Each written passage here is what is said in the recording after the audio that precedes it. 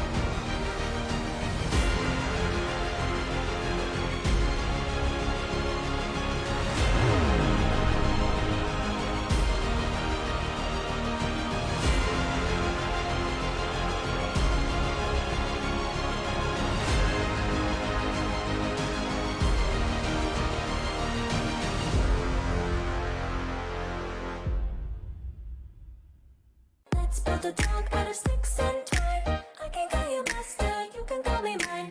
Wrap me in plastic and make me shine. We can make a dollhouse, follow your design. You can call me mine.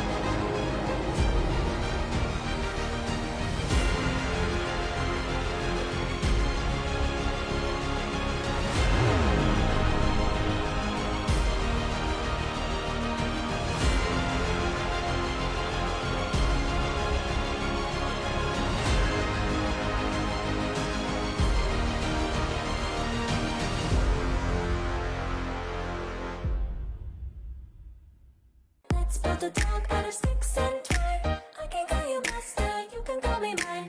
Wrap me in plastic and make me shine. We can make a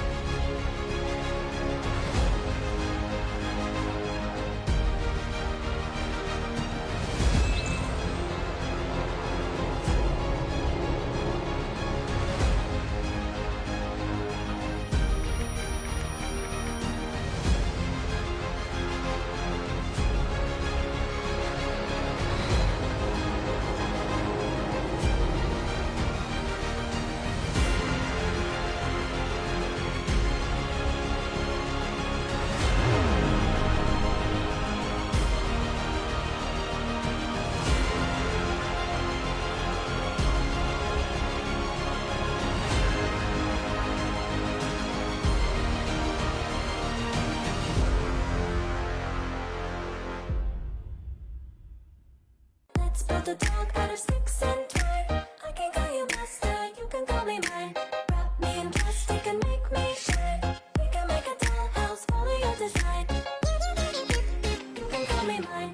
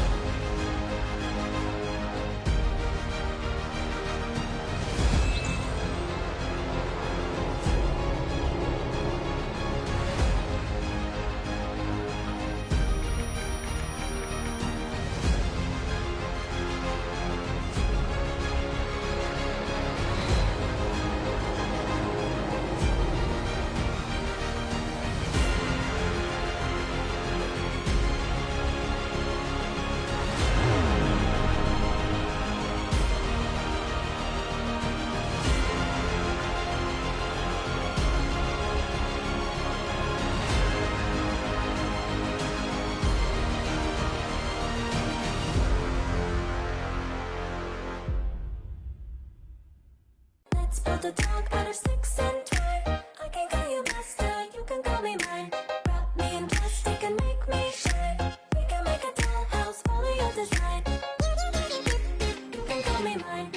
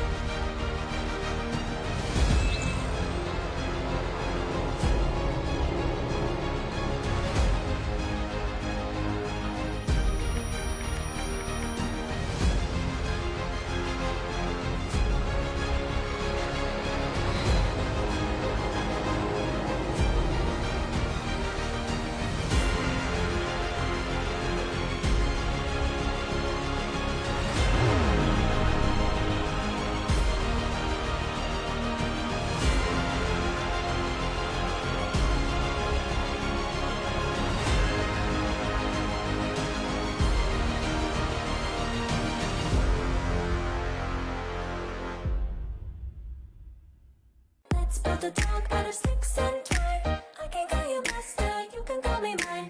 Wrap me in plastic and make me shine. We can make a doll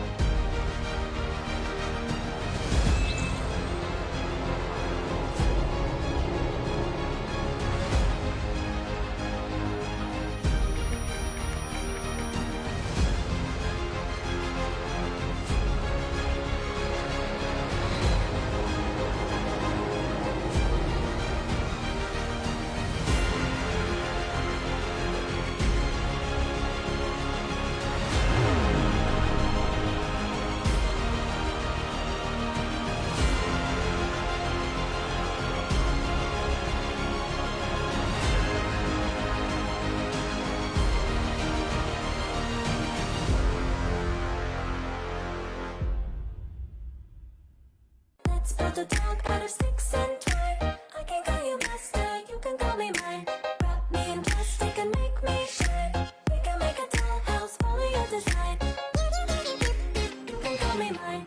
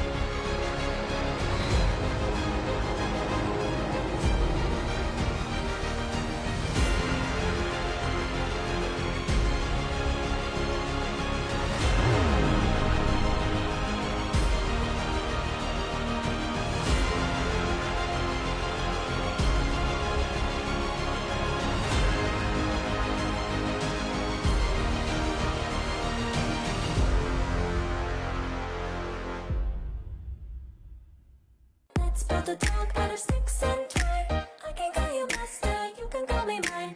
Wrap me in plastic and make me shine.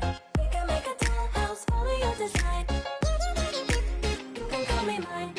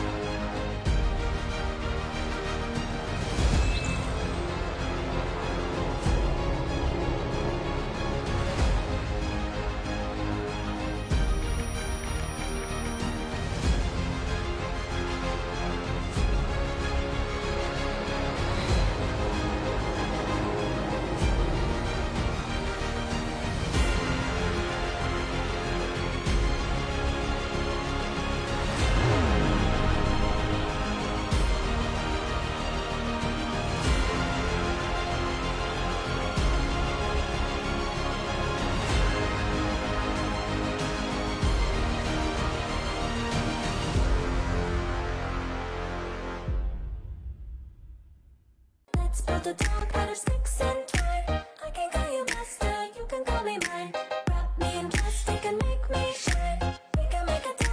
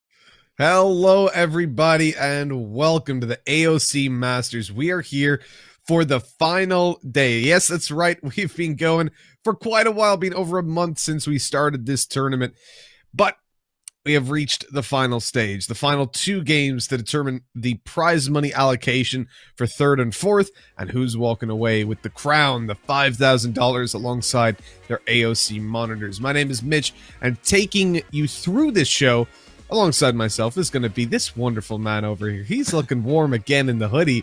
It's my man, 𝗠𝘀𝗧.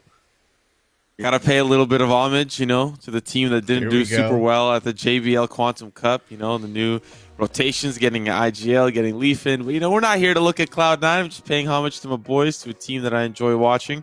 We're going to be watching some other phenomenal teams from the Southeast Asian region, and really there's only 4 teams left. We saw them kind of duke things out in the semifinals yesterday.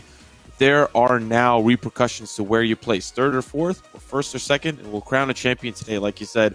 And I'm excited to see who ends up taking that spot. As am I. I mean, we have seen some really, really interesting games going throughout the week. And I mean that because we've had upsets galore. It's been a surprise to see the likes of AHQ, Myth.Attitude, SMG are not here. Even Attack All Round now down in that third, fourth place decider. So the upsets have been there, but we haven't been all too upset with the games because we've been given treats with individuals popping off day in and day out. And of course, today we will be starting with that third, fourth decider.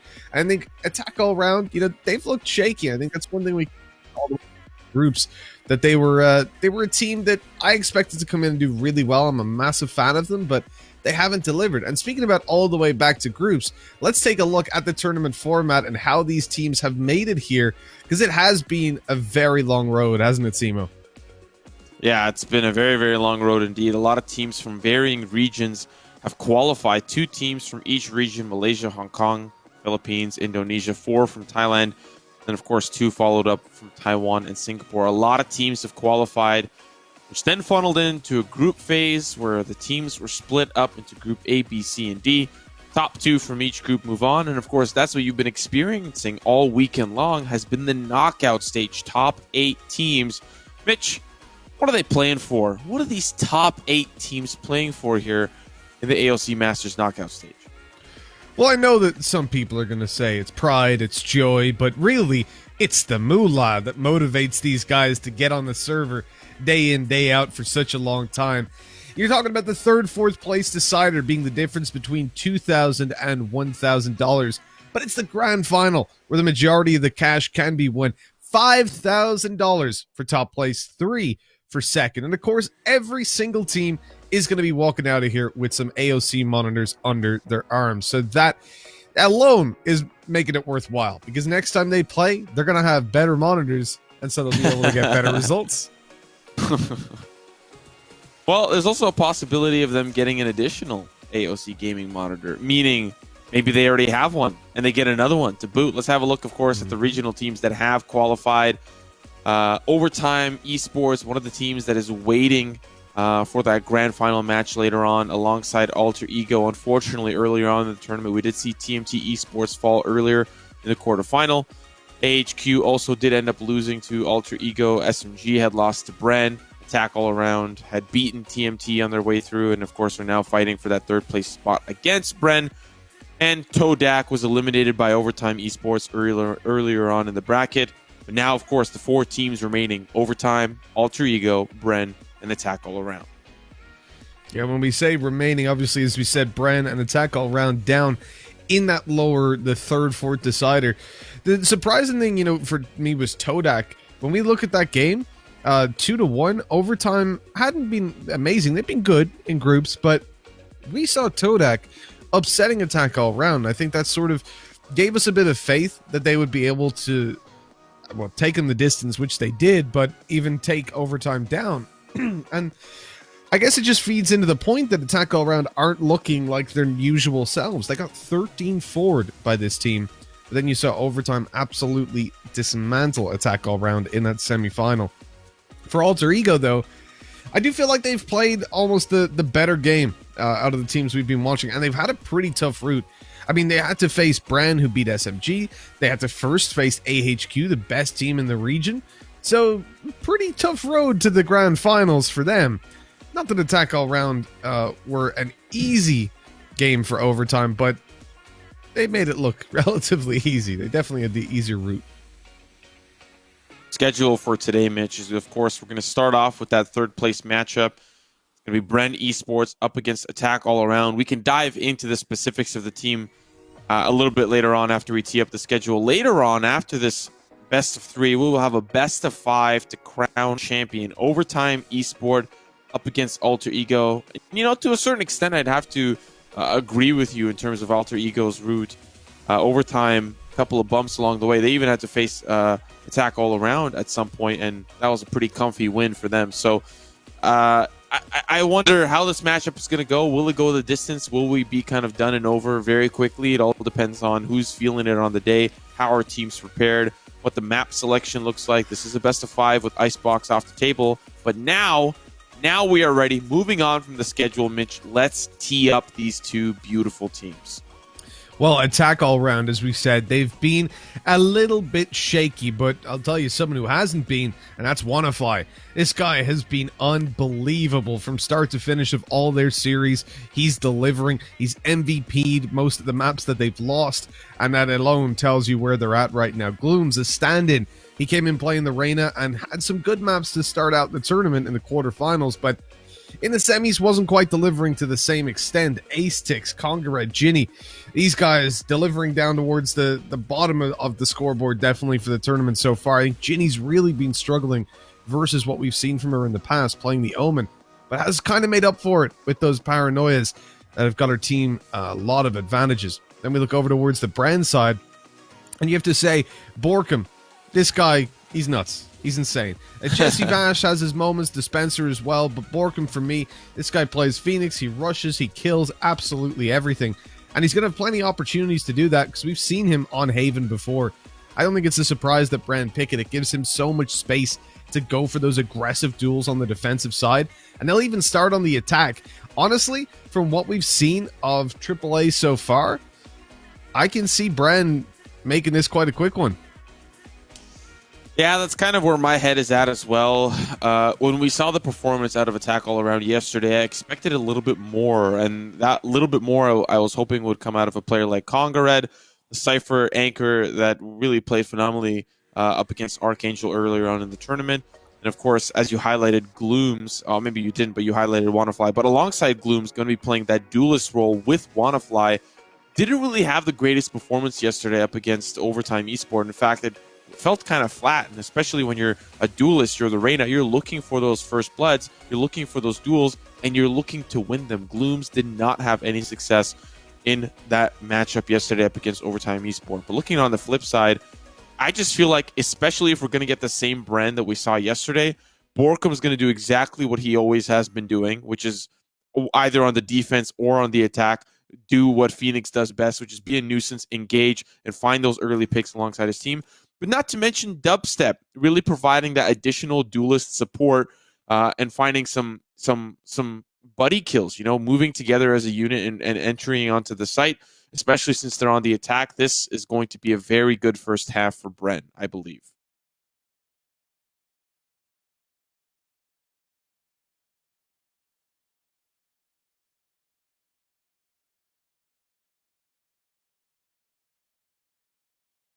Never mind, my mic was muted, Simo. I'm a moron. Thank you, production, for letting me know before that went on a little bit too long. So yeah, what I was going to say was, with 𝗂𝒂𝒻's entries, this is a team that shouldn't have too much of a problem, but the issue we saw yesterday was 𝗂𝒂𝒻 was on fire. And not just because he's Phoenix. He was rushing in. He was grabbing openings. He was involved in those early duels, opening fights, but they weren't winning the rounds in the post plants. You would see consistently that his teammates just couldn't put up the figures. Now, we know Jesse Vash, Dispenser, those two in particular are capable of doing a lot. Personally, I haven't been massively impressed by Dubstep on the Jet. I feel like, again, one of those agents that within this region we're seeing not too much depth to her. So, again, you can make a kind of ballpark assumption that if you're not fragging, you're not doing well on a Jet.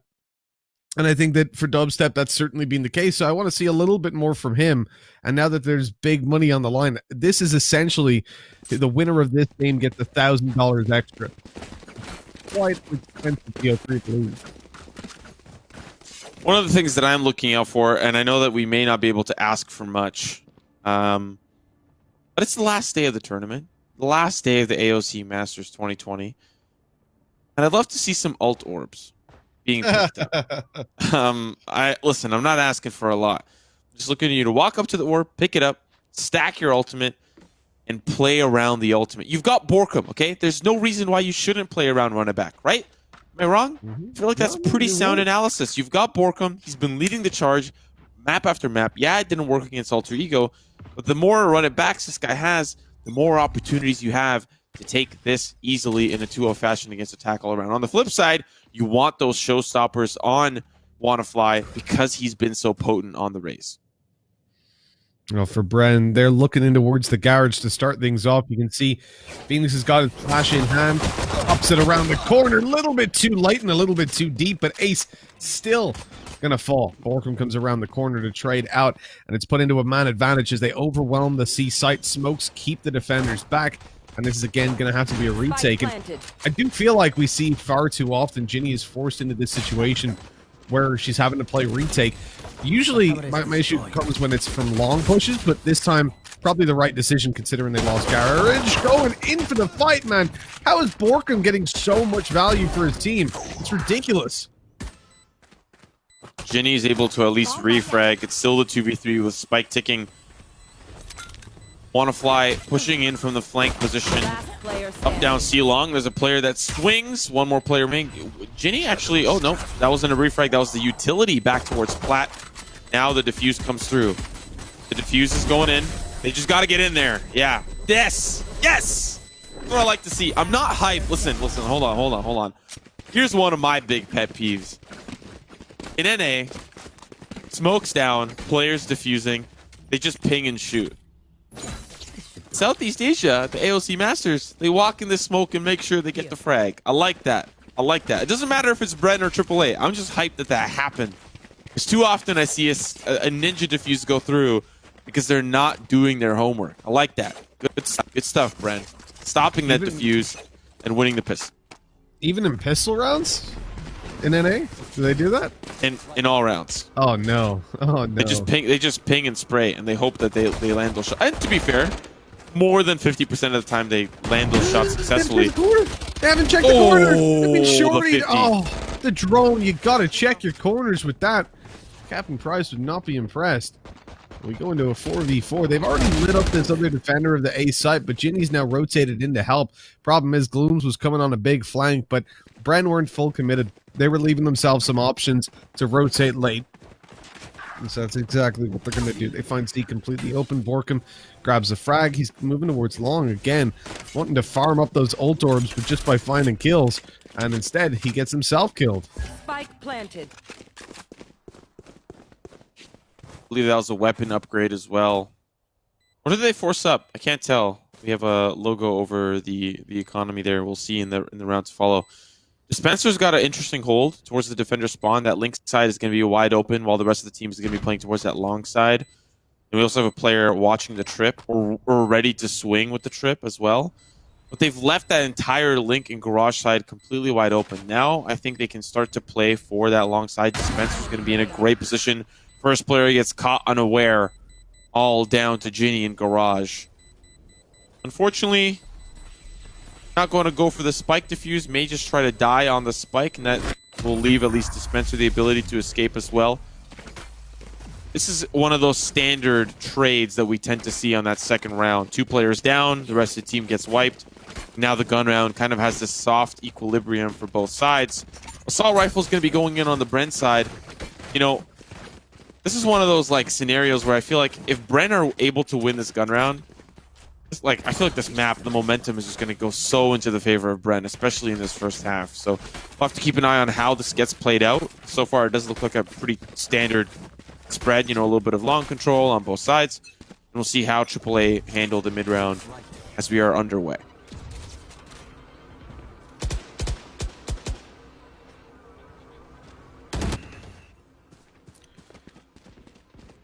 The spike left out on long going to be taken and moved towards the C side. You can see again, 𝗂𝒂𝒏's the one that's always trying to poke the beast at the start of these rounds. He's figuring out exactly what kind of defense he's up against, and it looks like he's a good idea.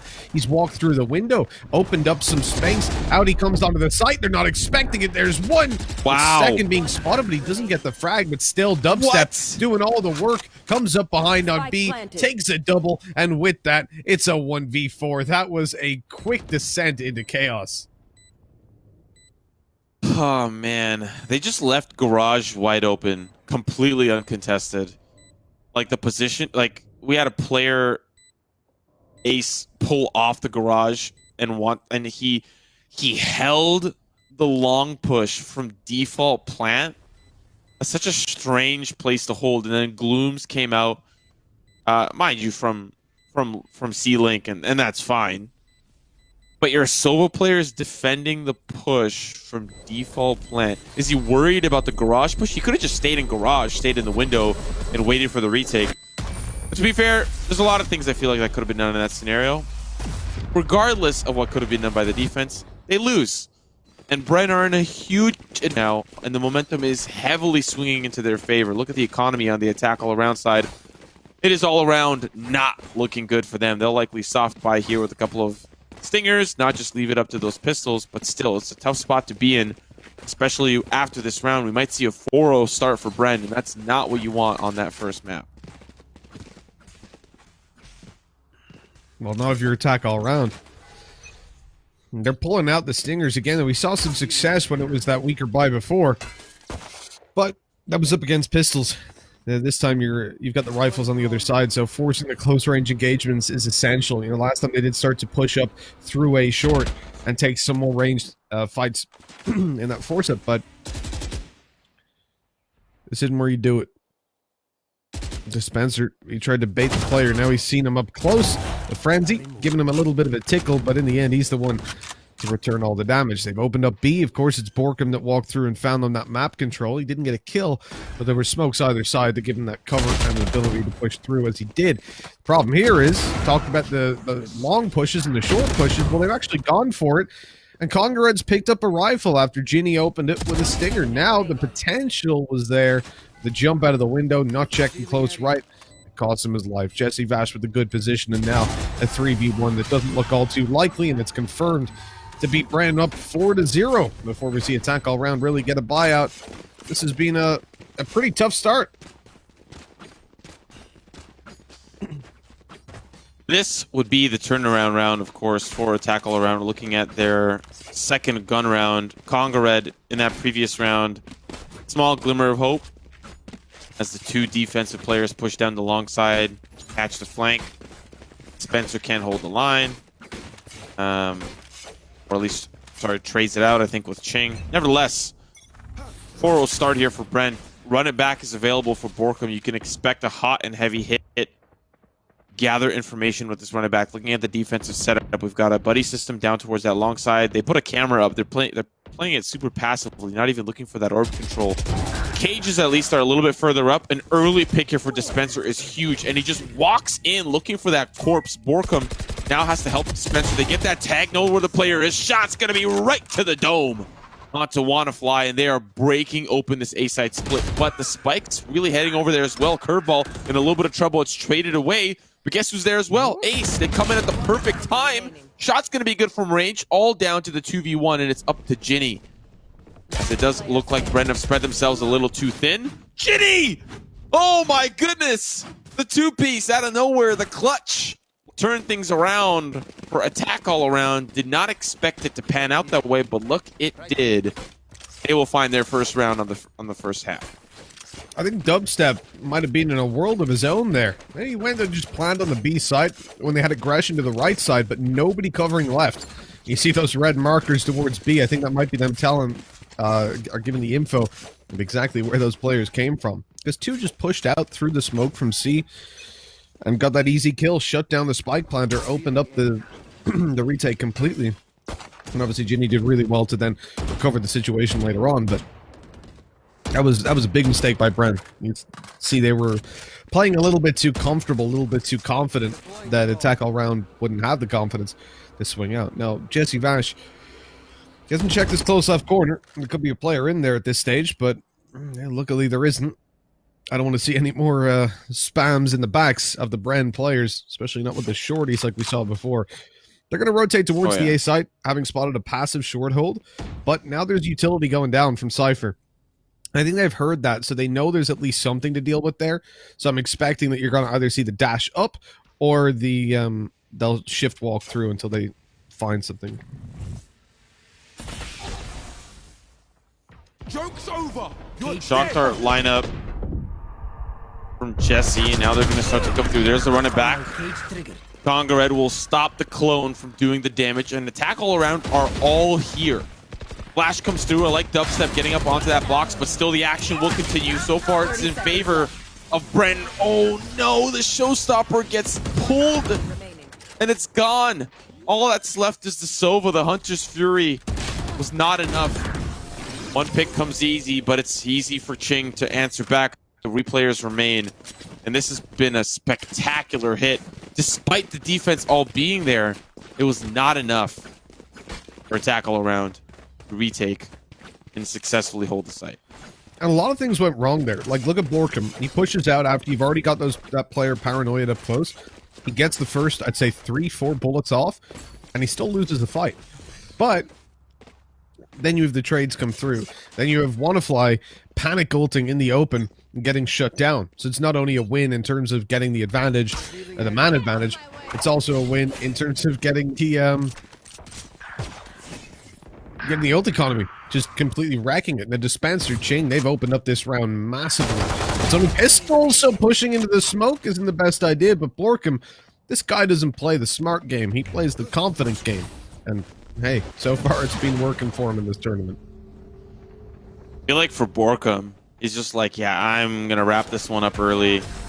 Time to go home. Time to clean things up here. I've got somewhere to be, you know, I've got a hot date. And so I gotta wrap this one up quick, right? AAA, no hard feelings.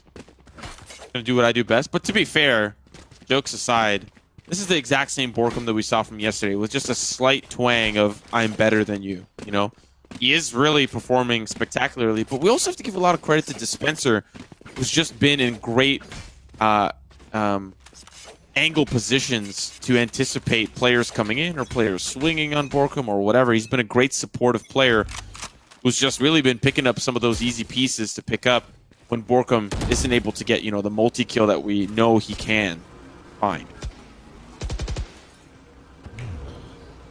You know, one point as well that I brought up earlier was that Glooms didn't necessarily play fantastically on the Reyna. We said it yesterday, we said it in the pre-show today, and he's done it again, and he's 0 for 7.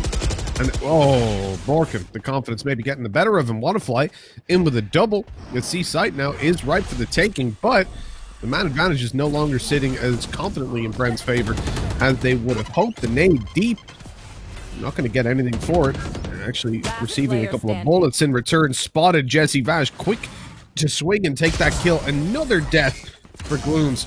And really, you just have to look at this and ask, and I hate to harp on one player, I really do, but it's something that we saw yesterday, and it was blatantly apparent, and we're seeing it again today. What value is Glooms bringing right now in these last 8 rounds? And he's got 0 assists, so you can't even say it was the flashes. And in general, Reyna flashes are trash. So if that's all he's doing, if he's playing a support Reyna, which he's not, but if he was, you just pick a breach. It is fundamentally better. So This kind of selfish agent selection, I'm really not a fan of it, unless you're someone like 𝗂𝒏𝒂𝒍 who can deliver the majority of the time. Oh, you're joking. Oh, that's it. Bren have won. That's it. It's game over. They took an alt orb. They took alt orb control. That definitely feels good to see. He only did that because he's 1 away from his ult. So the ult was on his mind. He's like, oh, if I get this, I get it now. I guarantee you he will not do that in the future round. Because it was 𝗂𝒏𝒂𝒍 yesterday who had A long, and they just didn't take it. Dubstep was peeking short, and he just ran away. So I guarantee he's just went, oh, I'm 1 away, I'll take the orb. But other than that, orbs don't exist. Still have to, take pride. Take pride in that. Be very happy and grateful. Yeah, a win's a win, exactly. Bren up by 6. I could see a world where this is an 11-1 scoreline. It does boil down to this round. I think a huge momentum shift could come into the favor of 𝗂𝒂𝒂𝒂𝒂 𝗂𝒂𝒂 looking to run and gun. He's going to go through. The clone will trade. Glooms will find one, but it's just pandemonium on the site. Glooms with a second, but he's all down by himself on the site. Last player remaining. 3 will remain for Bren. Up by 7 now as we near the end of this half. Gloom's only able to get 2 because obviously he had the stinger. He capitalized on 2 frags, then he's out of ammo. Look at even get 2 out of that clip, to be honest. Like, I feel like you give that stinger a little bit of extra ammo, it's going to be the strongest gun in the game. But right now, you see the limitations of it. He gets 2 kills, looking to do so, has to reload. And at that point, they just rush him down. They're happy. Also, what we saw there was 𝗂𝒂𝒂𝒂 pushing up through short. He has such a read on how 𝗠𝘀𝘁𝗀𝗍's playing this. So I like that attack all around are changing it up a little bit. They're going for some aggression, and it's not worked. But the second player, maybe he'll remain undetected. He doesn't actually continue the aggression, so never mind. But they do slow this one down, even despite having found that early advantage. They don't want to just full commit to it. They're going to drone out. This is what I like about Bren, man. They're not silly players. They don't come in and go, well, we found a kill A, we have to go A quick. They're like, all right, listen, let's slow it down. Whoops! That was a bit of a mistake, though. Bit of a silly play.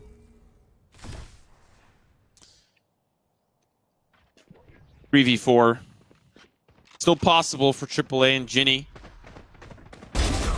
In a great position in the cubby. Headshot's going to come clean right off onto Ching. A second one will come through 𝗔𝐵.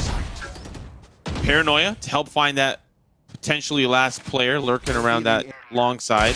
Dubstep's found himself in a great position. Now it's a 2v2, and Spike's going to head all the way over towards A. They know that there's 2 players towards that C side. 𝗔𝐵, and of course those shock darts that they may have heard some of that utility come out from 𝗏𝒂. Regardless, 1 or 2 players towards that C side.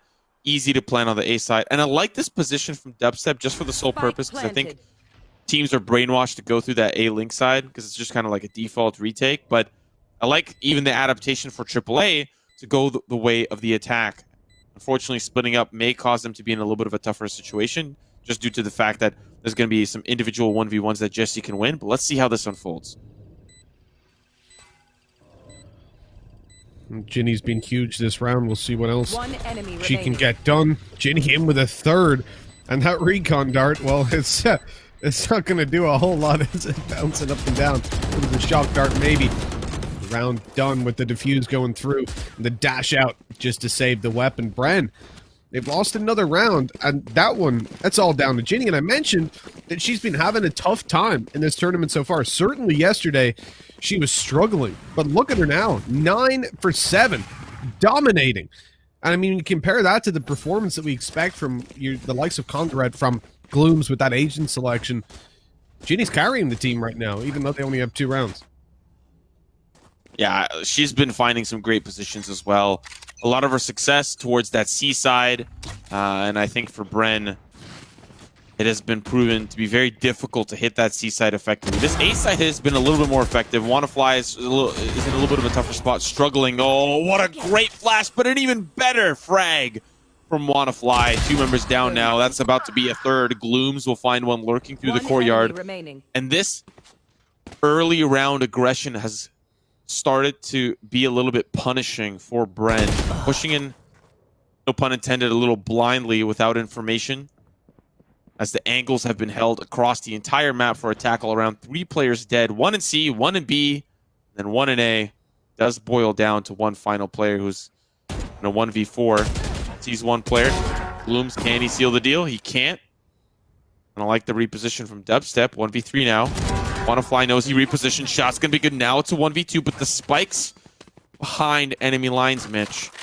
It's going to be a difficult round with 40 seconds left to retake this spike. They've got a good crossfire setup.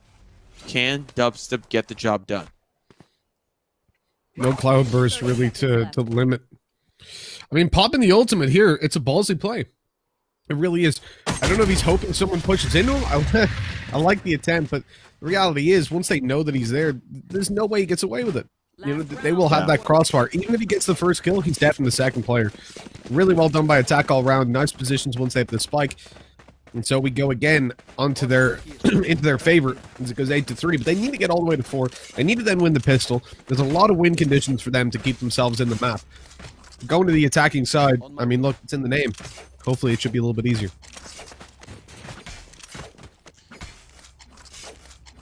Or ultimates available for AAA. Could be a round to secure that 4th round. This is the last round of the half. Hunter's Fury will start the round. On the defensive side, we're not quite seeing if it's tagging anybody. It looks like everyone is quite healthy on the attacking side. So an ultimate completely gone. Now here comes the entry. Ginny, backside in the corner. They still haven't taken care of her, but now it's finally traded. Neural Theft. Find out where those players are located, and 𝗠𝘀𝘁𝗀's going to catch 𝗠𝘀𝗋𝗋 in rotation. Does boil down to one final player. They can't even fight for that site as Bren just get their tendrils inside, take complete control, and it's looking like a 9-3 finish unless 𝗠𝘀𝗁 can come up huge. 𝗠𝘀𝗁's definitely been struggling. One of the players we looked to deal a lot of the damage in the previous games in the group stages and coming throughout the quarterfinals, but they've been so hot today. You can see right there, he is just completely shut down by 𝗠𝘀𝗁, holding the off angle inside the window. 9-3 we go. And the halftime sees an astounding lead for Bren. They did pick this map, don't forget, and so Attack all around will get choice of the next one. But at the same time, 3 rounds defense, I'm Haven. If it's only a 4-map pool, it's definitely not looking good. And it's some of the factors that are missing that are most concerning to me. As we said, Glooms, he needs to be showing up if you're picking the Reyna. He's not showing up, not at all. 𝗠𝘀𝗁, he's been absent. Now, sure, Cypher can be tough to play, but on the defensive side, you want a whole lot more from your Sentinel. I mean, they're supposed to be the solo holder, the one that can stop a lot of those pushes. So I'm definitely worried for Attack all around. It's a great start, though. A 5-man stack through the window. They'll find one. They're still committed to this courtyard push, but Bren will back away and be very comfortable with playing a retake. Spencer will find a player down that A-long side. Jesse's just trying to survive, and so far he's alive. But there's players coming in from all sides. 𝗠𝘀𝗋𝗋's going to find one. Glooms with another with the player behind Gong. Down to 2 final players. Spencer once again going to find that Mark Ching. He's the last player standing.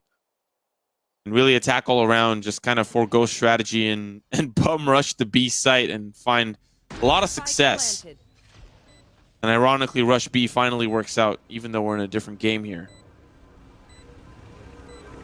It's a funny thing, though. Like, in a round like this, it's exactly what they needed.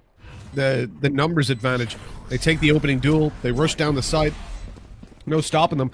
Gloom's even got himself the overheal. Now, it should be fading fairly soon, but I think it's still online as Ching comes around to try and get this done.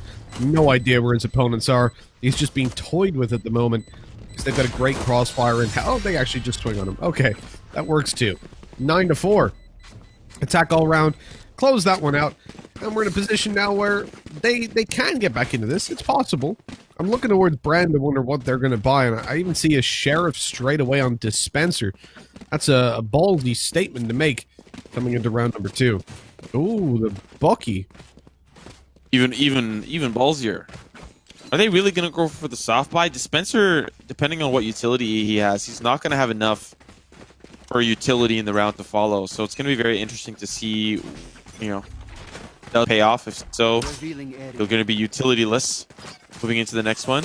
Unless you get the spike down, then you've got some extra cash to pad the stash. And this spike going to go on that C side. Spectre, of course, in the hands of... well, sorry, never mind. I'm completely flipping up the sides. Tackle around. They're the ones that won that pistol. Bren, on the flip side, it's going to be a little bit of a tougher retake with the less than desirable hardware. Committing a drone? 300 credits?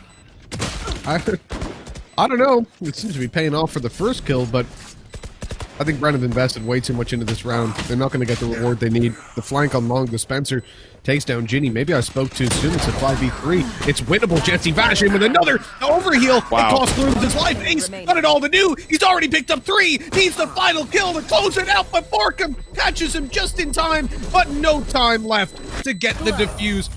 What a round by Bren. So much damage done, wiping the whole attacking side. But in the end, they don't get the win.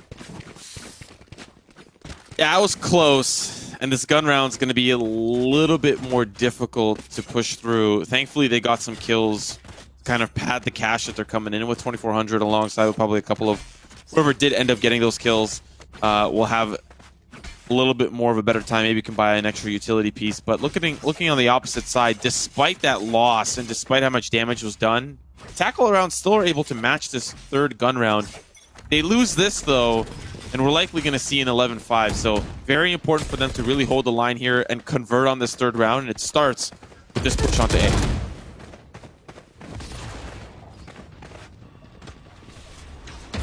Ginny's at least opened up the push. Good start for attack all round. Shock darts coming in, only providing a tickle. Nothing more extreme for now. Nice crossfire towards A short, but the great cage. Sorry, hold on. That was a defensive cage? They one-wayed themselves off. What was the point of that? So now it's all down to Ching to try and recover a 1v3. Pushing out to the site. He hasn't been spotted. He's not being checked. There's an opportunity here for sure. There's one kill, swinging out wide and gets the second. Okay, one player left. Paranoia through swing. Spots the player backside. Shifts towards it. He's getting around the side, but he's being spotted. They both know where the other player is. The difference is Ching with the shot. Headshot to 𝗠𝘀𝗖. Plenty of time for the defuse. And that is the round for Bren. A 1v3 to put them on double digits. You called it there masterfully. It was so unfortunate that Ace didn't... I wonder if he had assumed 𝗠𝘀𝗖 had the angle towards yellow, or at least some sort of support from Ginny. So he just wanted to get back into a post-plant scenario, thinking that he was kind of scot-free. So it did boil down to Ching taking 3 1v1s. And in that case, you can win those, right? If you're up against a 1v2, you got a spray transfer. Not the most ideal, especially if your clip runs dry. But Ching, man, 3 1v1s put him in a perfect scenario, and he plays that last one very, very well.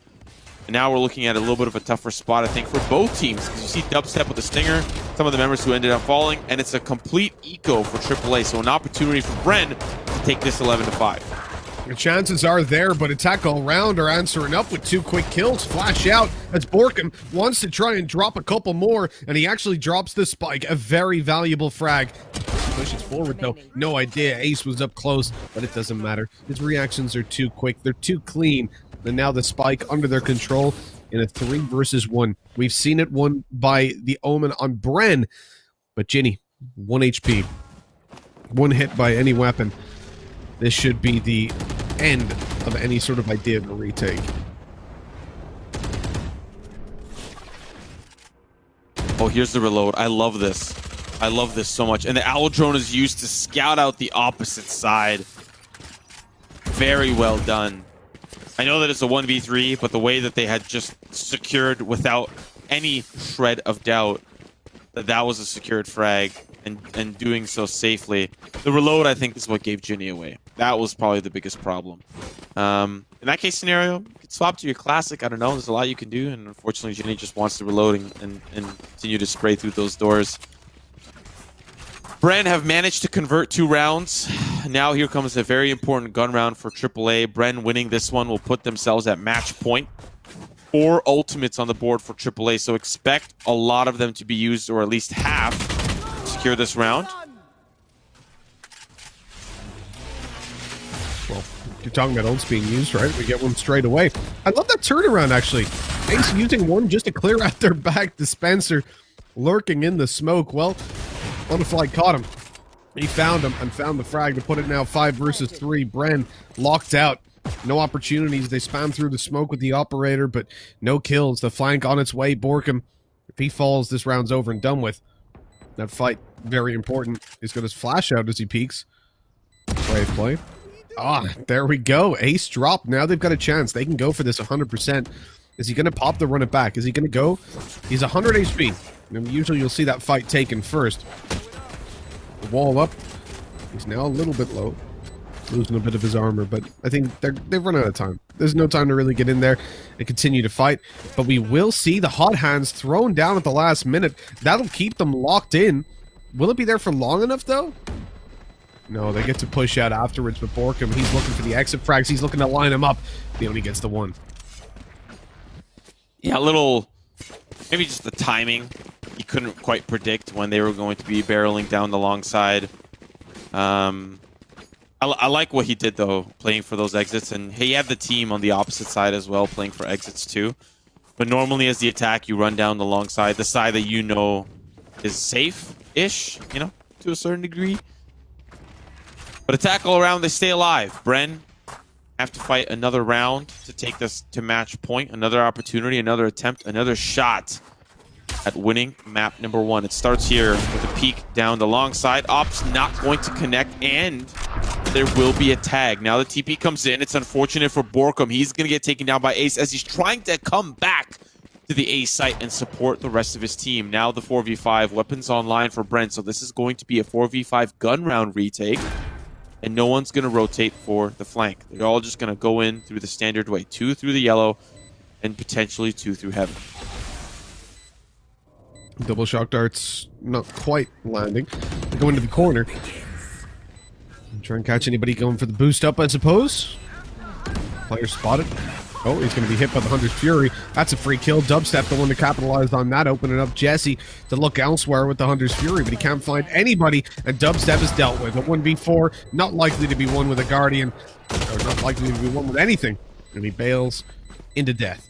As Ginny just takes him down, that is going to be 7 for attack all round. They are not giving up. They are not allowing Bren to just get away with this one for free. I think we did see a couple of mistakes from Bren in the start of that round. Obviously, the op shot missed was unfortunate, but 𝗠𝘀𝘀 then, he was caught in no man's land. I think the positioning there was pretty poor, especially considering he has his ult online. I think he was trying to move forward, and if they didn't spot anybody, he would have ulted and pushed up. But instead, he kind of got caught between those decisions and didn't know which one to go for. Eco round for them now, as they're looking for some eco damage on the side of Bren. Early peek from 𝗓𝗏𝗏. I think he spots one. Do any damage with the Sheriff. Ching playing a close angle in garage. An attack all around may end up there. Spike's positioned for that C hit. Now the question becomes, will they just barrel down the C long side together, or will they split? 𝗏𝗏𝗏's got the blades. He's got the knives. But does the forecast tell us there's going to be a storm? 𝗏𝗏𝗏 comes out. There's the Leer. Now they push in paint shells to clear things out. 𝗏𝗏𝗏 is patient and waiting. Smoke goes down. They know there's a jet here. Another smoke goes down, but the sprays haven't chipped 𝗏𝗏𝗏 yet. That's going to be at least the recon bolt. Spawning out one. Now he has to go through. Unfortunate timing for him. The Bucky from range. It's only 𝗠𝘀𝘀 that finds the sweet, savory frag. And once again, Bren will find themselves slowly inching closer at redemption. Here's the full buy, though. This is the threatening round. Obviously, we've had ultimates expanded, but you still see 𝗠𝘀𝘀 is online. That's the one I'm looking to basically win a round single-handedly if it's in the right situation. We've seen that 𝗠𝘀𝘀 can do it in the past. With 3 rounds between them, now's the time to step it up for Bren and to close this one out before things get a little bit too close and a little bit too scary. See 𝗓𝗏𝗏. He's tucked in. I like this position. Sitting on your cam. They pushed up A short. Didn't spot anybody. It's a full rotate, but it might be a little bit too late. Oh. 𝗓𝗏𝗏! He tried to take the boom button, got 𝗏𝗏𝗏 instead, and then Conga Red falls right after. That is huge work being done by almost just pure chance. Oh, that's so unfortunate. And that wasn't even his cage. I was about to say, that's a great cage for the defense. You know, he hears the audio cues come through, but it's an even better cage for the attack because they stopped the sight line. But still, man, what a spray. 3 members remain, and they're playing quite close to the garage. Ching going to be the first to fall. They know exactly where now. Some of the members at least are running back, going to be coming through. We'll see if that's going to be... Wait, wow, that was really well played by the defense. They just play the partnership there, allowing the run it back to really be kind of an old bait and switch, right? You know, I want the run it back player. I want the player that's going back to that earlier Phoenix position. Nope, the entire team's there through the window, not letting you refrag onto _Borkum. So, great round off the back of her. Have to give credit where credit is due. And now it is match point for Bren Esports. Can they close this one out? Guns are online still. It's going to be a little bit of a weaker buy for some of the players in terms of armor and potentially utility. On the flip side, a tackle around can relatively carry themselves through. But it's going to be difficult with 4 rounds remaining to get us to that overtime position. Yeah, it's going to be tough. It's going to be close to undoable for them. I think that previous round, we saw the benefit of the run it back, as I said. That's where you can have it almost single-handedly win a round, but without 𝐷ispens𝒄𝒄 grabbing that insane double kill in Garage, I don't think they get away with it quite as well as they did. Jing, ready with the paranoia towards the back of the site. It goes out. It's not going to blind everyone, though. The majority are coming out through Garage, already finding the first. Jing now in trouble. Only good to trade 1 out. 𝗔𝗢𝗏, though, does the work for himself. Out of Hunter's Fury charges, but it's down to a 3v3 at least, with the retake about to be mounted and the final ultimate dispensed. So this will be an even 3-on-3 with whatever utility they have left. Blooms is trying to play a little bit of an off angle, but Dubstep now is a great shot. The shock dart finds Jesse and the op. It's all down to 𝗠𝘀𝗁. He's in Link all by himself. Finds Borkum pushing through, but it's Dubstep. Dubstep with the op shot. And Bren Esports will clean up Haven 13-8 against attack all around. If I'm going to be quite honest, I think we expected somewhat of a little bit more of a convincing performance from Bren Esports in terms of maybe like a 13-5 or like a 13-4, like especially with the way that map started out 1-7 at one point. You're like, okay, Bren's got this. So the fact that attack all around managed to keep it at least competitive moving into that second half, I think it's possible that we have a series on our hands depending on where attack all around take this next map. If they pick Bind, I think it's over. If they pick anything other than Bind, there's a chance, right? Because Bind, super, super comfortable for Bren Esports. The other maps, I don't know, maybe not so much. Yeah, I can see the impact that you're going to have from Borkum on Bind, as we've already seen in the past, right? But when we swap over to a split and Ascent, to be honest, like I can still see it happening, right? This guy, he's so individually talented. He's able to just push up throughout the extremities of the map, find himself those kills, and then even if he's not given those opportunities, even if they don't have that info to play off of in the early round, those retakes, and we saw it right there, his ability to pop the ult, get up behind them, and be traded out by his teammates. It's just too much for attack all around to deal with a lot of the time. Let's take a look at the stats, though, and see exactly what they were dealing with over on the attack all around side when it came to a close, because we had Ginny dishing out some big numbers in that first half, but 𝗏𝗡ly overtaking her in the end just by a tad. Not obviously the star of the show, though, because that was Borkum, who just stole it away. 22 kills and 5 opening duels, tied with 𝗏𝗡ly and 𝗏ispens𝒄.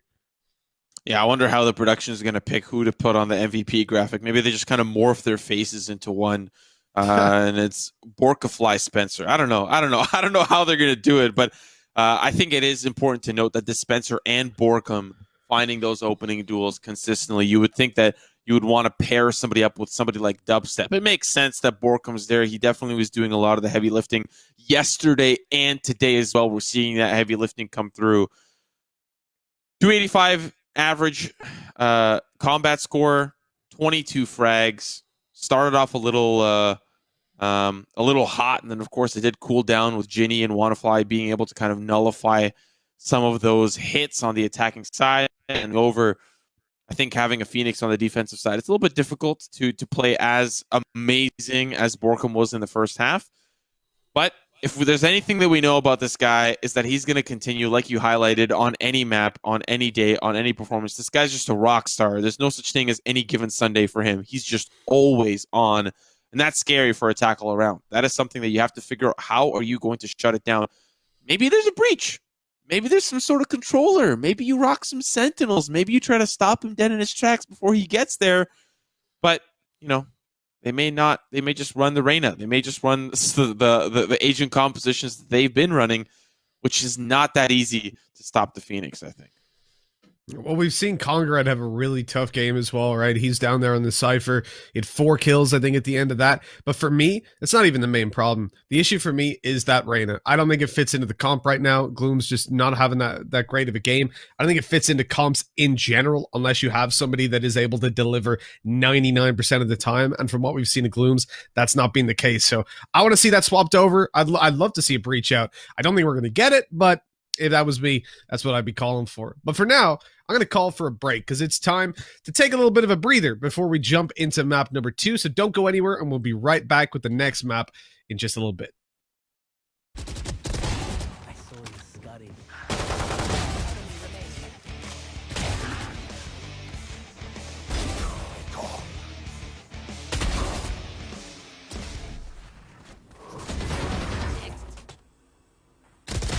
Boom.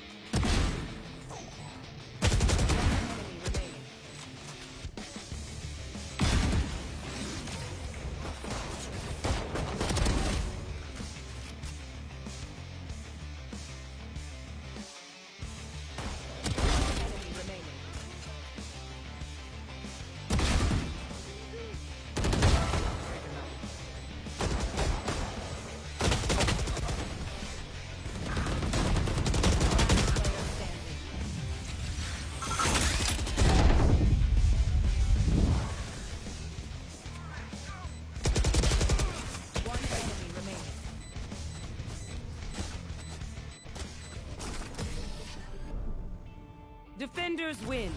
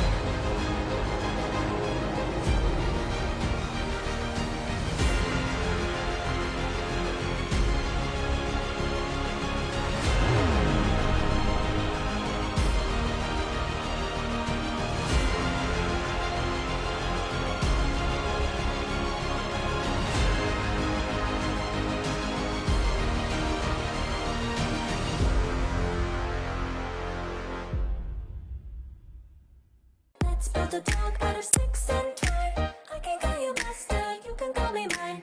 Wrap me in plastic and make me shine. We can make a dollhouse, follow your design.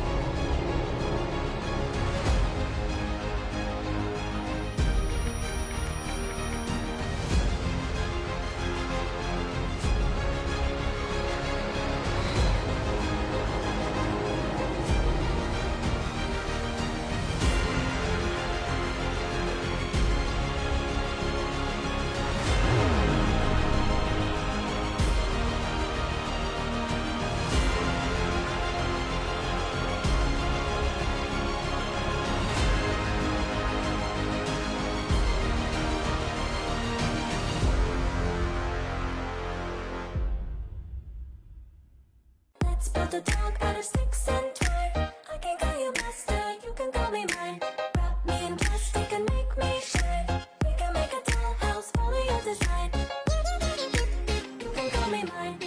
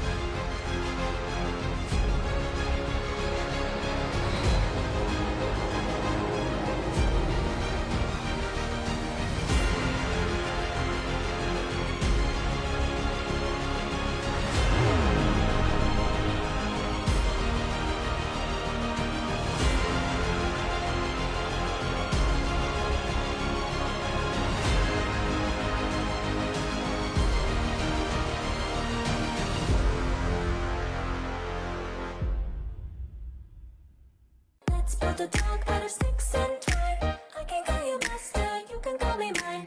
Wrap me in plastic and make me shine. We can make a dollhouse, follow your design. You can call me mine.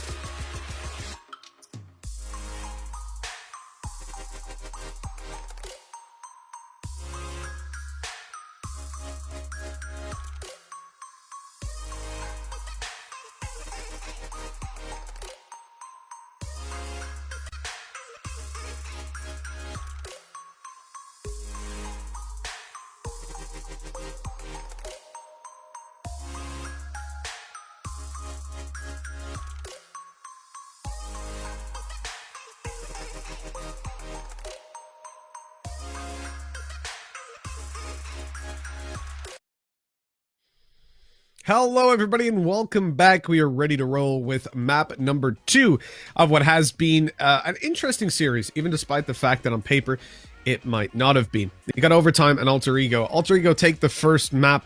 Sorry, no, that's the final. What am I talking about? Attack All Round and Bren. I'm spoiling the finals. Oh, no. Bren have taken the first map, of course. But it was close. It was closer than expected. 9-3 in the first half, and yet they managed to pull it back to a pretty respectable scoreline. I think Attack All Round, they're showing that Ginny, she's back online, back on form, but there's been some problems down towards the other members of the team. Now we need to see them all turn up now that they get choice of map. And if they don't answer back here, they'll be going out in 4th place. I think you highlight something super interesting. The fact that throughout the entirety of the tournament, Ginny has just kind of been not the best performer for Attack All Around. And today it's, for some reason, swapped, especially on that Haven map. Maybe something kind of struck a chord with her after the past 2 days of games, or maybe the team kind of corralled behind her.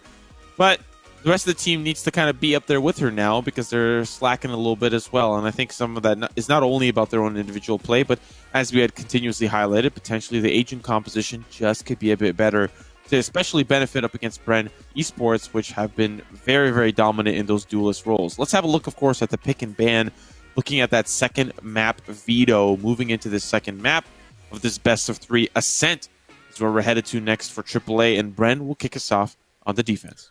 You said you just didn't want to see Bind, right? As long as they didn't pick that, you were a happy boy.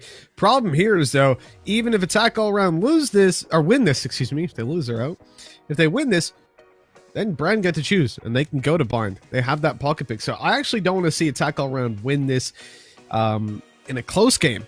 I want to see them dominate. I want to see them come out and show us a level of gameplay that we haven't seen from them since last season. And I don't know if that's going to happen. I'm taking a look at the agent selection. I did see a Sky hovered for a second, but as it'll show you there in the bottom, Sky is not allowed. So luckily, they go over to a different comp. And what is interesting here is my man 𝗠𝘀𝗖. He's come off the Raze, who is perfectly viable on this map, and gone for a Phoenix. Maybe he's liking what he's seen from 𝗠𝘀𝗀.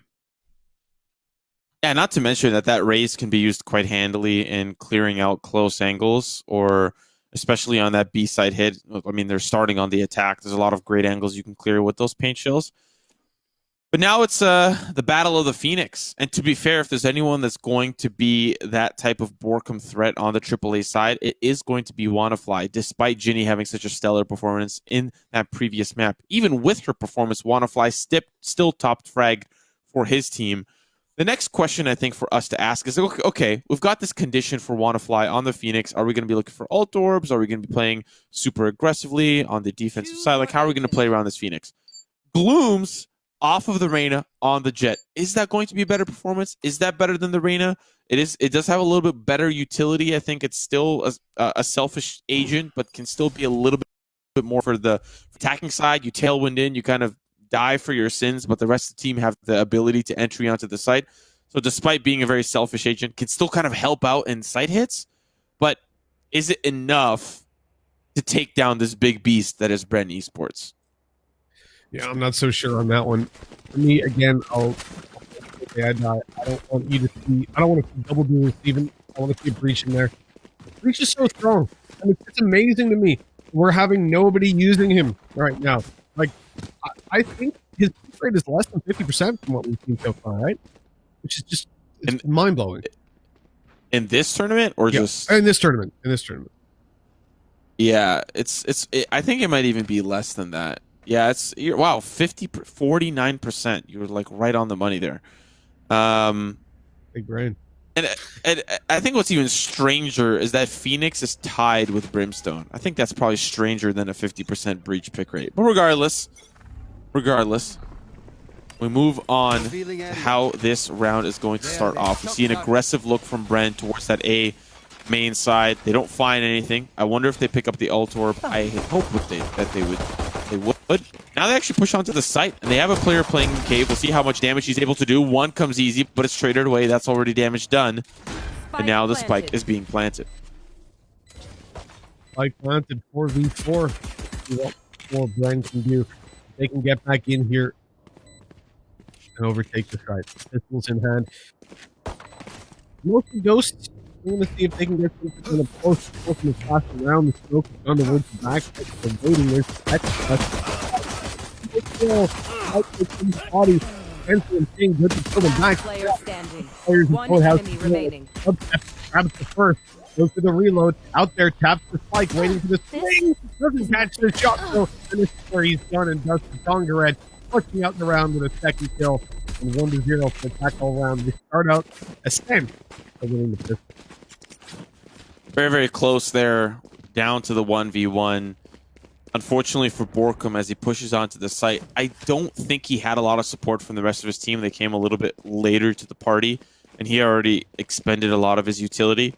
Bringing it down to the 1v1, all 𝗠𝘀𝘁𝗏 needs to do is play for time. That's exactly what he did there after swinging around the time that it was not much time left to defuse the spike. Another round, another day, another opportunity for AAA to start building their momentum. And it doesn't start off great. The Bucky and the hot hands is going to stop them dead in their tracks. Another Bucky frag for Dubstep. Another Bucky frag for Dubstep. Oh my god, the knives come out. It's not enough. The Bulldog gets off the leash. But it's down to the 2v2, and already the damage has been spectacularly done by Dubstep. I don't think they can afford to be 2v2. Do not give up the weapons that you've just dropped outside of that. They realize that they're going to be pushing into the A side. Defensively, though, flying. That was not worth it, Jesse. Not worth it at all. It's all going to be conscious. There's only been one player spotted. They know that there's probably one coming up behind them. You have a good read, but the timing might be what does them in on this one. 𝗔𝗢𝗖 goes up towards heaven. As they push slowly forward, they've now given up on watching their back. Takes him down. So it's all down. Back to where he is. Oh, handled a little bit over-injured by one of those 3 Bucky kills. If he had a swung with the Bucky again, he probably would have gotten the 4th. Yeah, that was very, very interesting. Very fun to see, though. Very, very fun to see. You like to see great Bucky kills. You don't get to see a lot of that in North America. I'm going to be honest with you. We used to see a lot of the Judge back when Jett was just absolutely ridiculous, and you would see the Wright brothers just fly around the entire map and drop those Judge frags. But now we are seeing a lot of Bucky come out in Southeast Asia and a lot of the Asian regions, to be fair, just not NA. So it's good to see that pop through. An early tailwind for Dubstep. I'm not sure what he was afraid of. The one-way was there. The teammates were there. But that's a very important utility piece expended for the defense. 𝗂𝒂𝒍𝒂, they were waiting for him. They had good positions, good reaction rather to the flash coming out, but they instantly fell back around, swung afterwards, but he does evade them. Gets tagged up. Hunter's Fury coming through. Really nice movement from 𝗂𝒂𝒍𝒂. Dodges it completely. That's the ultimate wasted. Oh, hold on, Dispenser. He's got the angle, but he falls. Oh, no. The B side under threat now. It's over towards the back side, all by himself in Boathouse. Swings, misses, shot in the back, and dead. This is the site fallen. This is a 5v3. And Bren, I mean, they can even consider a save at this point unless they find a kill quickly. Well, they did. There's one. 3v4. Difficult but doable. Smoke goes out. B main under control so they can take this 3v3. 𝗂𝒂𝒍𝒂 unfortunately gets caught hopping back. Paranoid onto Gloops, but he's playing close. Shot's going to be good from Ching down to the one final player. And that's 3 rounds in a row for AAA. Definitely the start that they had wanted and would want on a map like this. And considering statistically they're much more comfortable on the defense, this is more than the half that you would have wanted, at least the start to it.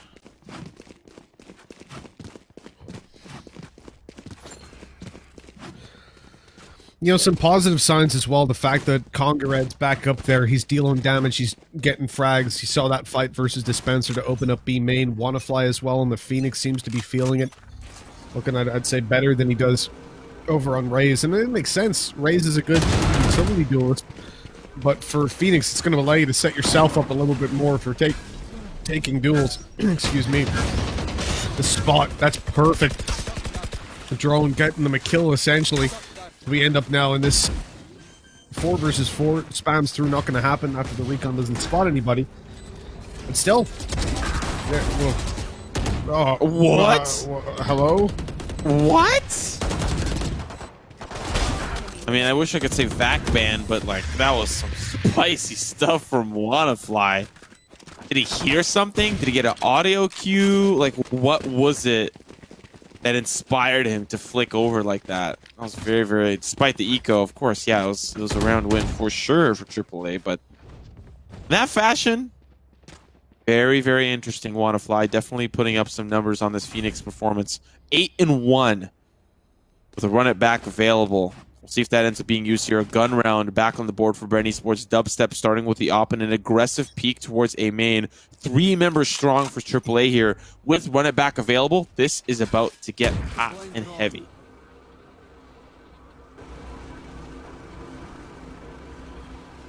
And they've cleared all this out with the drone. Very valuable start. They know that there's a Sova pretty close. The cage to cancel out the one-way is really nice. But they're not checking the backside. Look at the wine cellar. Oh. This can be a nice, easy double, maybe even more. The spray from Jing, he only gets one. They know exactly where he is. Ginny going to move to site. Going to look to get that scented, but they lose another player. 𝗠𝘀𝘁𝗀 falling elsewhere. 𝗠𝘀𝘀𝘀 getting those openings that he desperately needed, shutting down that back flank. But do they know about the Heaven player now? No, they don't. 𝗠𝘀𝘀𝘀 out with one. Doesn't have a flash, I don't think. But he does. He does. But he walled it instead of swinging, leaving him now in this 3 versus 1. I think 𝗠𝘀𝘀𝘀𝘀 should shut the... Nope. He gets the damage, though. So at least Dispenser's able to trade. Really nicely handled by BRENN. Yeah, looking back to Ching, I wouldn't say that he was like the entire hero of the round, but he not only found the frag, but found the information necessary to say, this is what is happening, and I'm going to need your help, BRENN. The rest of BRENN to come through. And then I think the second player that really brought that over the finish line was 𝗠𝘀𝘀𝘀. The position that he had up there on the Heaven side. It's an angle not normally checked, especially after the first initial push. You spray through it. Okay, nobody's there. Let's get that spike down, and let's hold down this post plant. So a solid round for BRENN, but to be honest, it's just to stop the bleeding against this AAA roster. Already, this is looking like a worrisome half for BRENN Esports because this map is so defender-sided. They need 7 in a row to really make this beautiful, and I think that's going to be very, very difficult.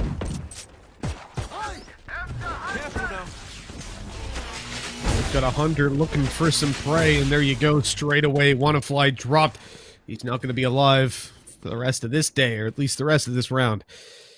As BRENN get that man advantage locked in, locked and loaded. Mid control going to be sought after as well. They're just going to spot out. There's no one there.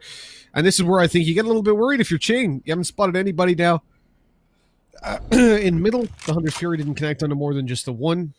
In B main, it's been a while. This is where I start to feel like an A hit's coming, and that's, I presume, why you've also got the rotate coming around. Dispenser joins the A site defense, and they're back into just defaults, which makes sense when you've got the man advantage. You can afford to play your normal positions, your 2-1-2, and just react off of information. It's attack all round that have to make a move.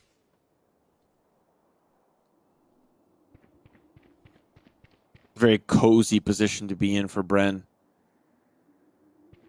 Normally, you'd see some aggressive peeks towards that A main side. Op shot's not going to connect, and for Dubstep, I think that's been a little bit of a problem consistently. But when you use it like a shotgun, especially after that Bucky performance, I think you might find a little bit more success. That's going to be the long-range shot. One more player remaining on site. 𝗠𝘀𝘀𝘀𝑁 does get traded out by that information. Ching swinging from the cave. That caveman's going to feel really good about that frag.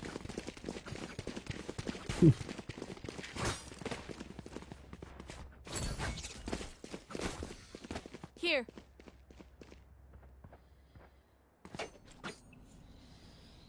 If you're attack all round,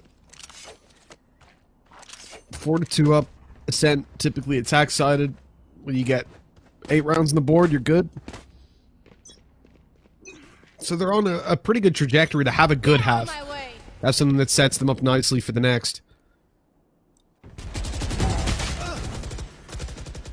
Oof. Well, that's not how you want that one to start.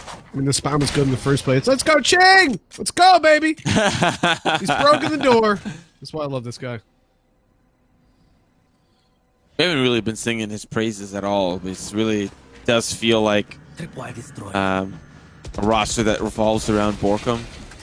And a lot of teams, especially in NA, especially Cloud9 of all teams, you know, Tens and friends. And this feels like 𝗠𝘀𝘀𝘀 and friends. And 𝗏𝗏𝒂𝒍𝒔 unfortunately sitting this one out. So can the rest of Bren, the friends, so to speak, hold down the site? So far, the answer is yes. 𝗔𝗢𝗖 headshot out to Glooms. He's going to be feeling gloomy about that engagement. Ginny pushing through the smoke. Dispenser down. Information gathered. But 𝗔𝗢𝗖's still here. A recon bolt comes through eventually. Now the rest of the team has arrived. Up and over. Dubstep doesn't see the ant on the floor. Still has the boot, but it's 𝗏𝒂𝒏𝒂𝒏 with the fly swatter taking down Dubstep from the air. Now AAA will lead by 3. This B site, man, is just so difficult for the players to play around it from this defensive side. It just seems too strong, seems too difficult to hold and too difficult to retake. From what we've seen so far, definitely, and I think this is where, again, something that I've noticed in Bren in the last game, you're having trouble holding down the side. Put your cypher there. It's going to help you out a whole bunch. But we saw him there a little bit, right? We saw the one way, for example, 2 or 3 rounds ago. I feel like in this instance, you have him there. You have him locking down main with utility. You've got your one ways in play. You just, even though attack all around countered the one ways, you're costing them more utility. They have to use a cage to block out the first. Remember to give a lot of information away to you. But maybe it's going to be good that Cypher's on the A site, because there's starting to be some movement over towards here. Double shock darts not landing for anything. Push in from attack all round. It'll be through short. All 5 players. Big work to be done by Ching here. He's smoked off. It's only a cloud burst. It'll disappear pretty soon. Surely someone's going to push into that and try to clear it out. Maybe not. So Ching could get a free flank. He swings out. Grabs himself the first. The cloud burst protected him from the player that was still over towards short. He gets dropped right afterwards. And, oh, they allow Glooms to just walk into heaven. That was a big mistake, not watching the angle, but they do trade out immediately, putting it into a 2 versus 1. All down to Ginny. She's been huge. She's been good in the previous map. With 5-2 on the board, this round could be what sets them up for victory coming into the next half. It'll certainly put them in... Oh, never mind. I hate that angle. I don't think anybody should ever jump up there unless you have like a flash, unless you've droned it out and seen no one's in heaven, because you're in the air for so long, you're inaccurate, and they're just able to get the kill. Like 99% of the time, if there's someone in heaven, they'll kill you from that angle before you even get a shot off. Yeah. And especially players trying to, it feels like that. I don't know if you've ever seen this, but it feels like that Japanese TV show where there's like a giant block coming at you and you've got to like fit yourself into that block to make it to the next round. I don't know if you've ever seen those shows. It's kind of like Wipeout, but in Japan. Yeah. That's kind of how that feels. You're trying to fit into a nice little corner so you don't get shot. There's a lot of players that play the crouch angle there, just so that when they peek up, they can see the players up on the rafters. But looking at this round, early aggression from Dubstep, pushing up through B main, and already AAA have found a lot of control towards that mid side. Paranoia used to at least kind of dissuade them from pushing forward. And with the spray from 𝗔𝗢𝗖, I think it gives them enough information to say, okay, we've got the message. We're going to back out. Once again, they're going to have to deal with Ching playing in the same spot he was last round. Ching, good to open it. 𝗏𝒂𝒏𝒂𝒏 goes down. He falls back. Right-click classic to take out Glooms. Getting greedy, hunting him down. And that'll cause him to slide. The spot through the wall, I should say. Dispenser's going for the kill. He's able to get it on the ace out wide while Ching finishes Ginny for the 3rd kill. A triple, a hat trick, and a gorgeous round by Bren all in all. Still need to do a little bit better on this first half. 4-5. They need to at least go even or go positive. And yeah, it's starting to bubble up, but already a tackle around are feeling very happy about how they've developed. We don't know what that second half looks like, but knowing how this map plays out, it's definitely going to be AAA sitting very pretty. Bren have to pull out full stops here. Starts with, once again, this battle for A main. One-way smoke comes through, but the flash comes out. Tailwind to safety. I like that call. Now another flash comes through, so that's the clone. That is in a little bit of trouble, but the pings come through. Ching's in trouble. Now they're coming in, and I like this position from Dubstep because he's just trying to get in behind them. Little does he know, he's played himself. DJ Khaled always says you never play yourself. Spike planted. 𝗂𝒏𝒂𝒻 gonna find Ace. Shock darts come through, not going to land, but they're ready for that curveball. I love this angle we have from our observers. 𝗠₂ is going to be, I think, the biggest problem if they were interested in pushing out from the rafters, because he had a beautiful angle to just say, okay, stop, drop, wait a minute. I'm going to find everything I need. This 2v3, very difficult for Brent. I love the attempts of spraying through the roof, but it doesn't look like that's going to be Last happening. player standing. Close as it may be, and as 𝗂𝒂𝒻 falls, still going for it? Really? Jesse Vash, the man's got balls. Unfortunately, they ain't getting them any sort of rewards this time. 6-4.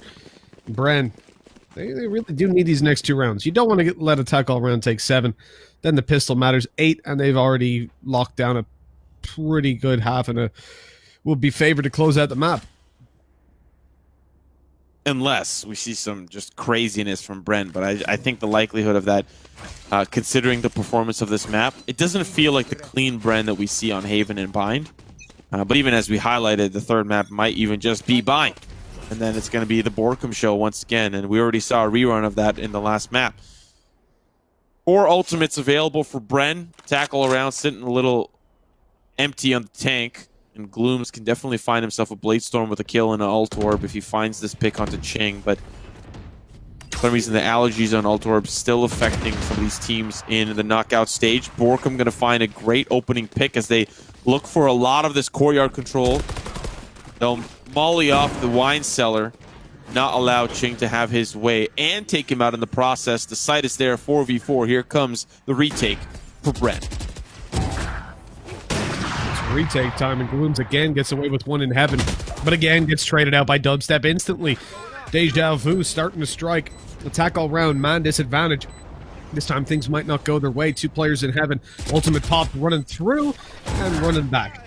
They're shot by 𝗠₂. Okay, this is looking good. They know where the final player is. They were a little bit late pushing out, didn't trade out the Phoenix ult, then got panicked and tried to do it. And the drop downs just do not work in the slightest. That was Bren with a round that looked like it was going to be theirs, giving it away. And now 7-4. Attack all round. They're fighting for the 8, and if they get it, chances are they close this out. We've talked about 𝗂𝒂𝒻's Phoenix. We said it was impressive, but really, this is 𝗠₂ stealing the show.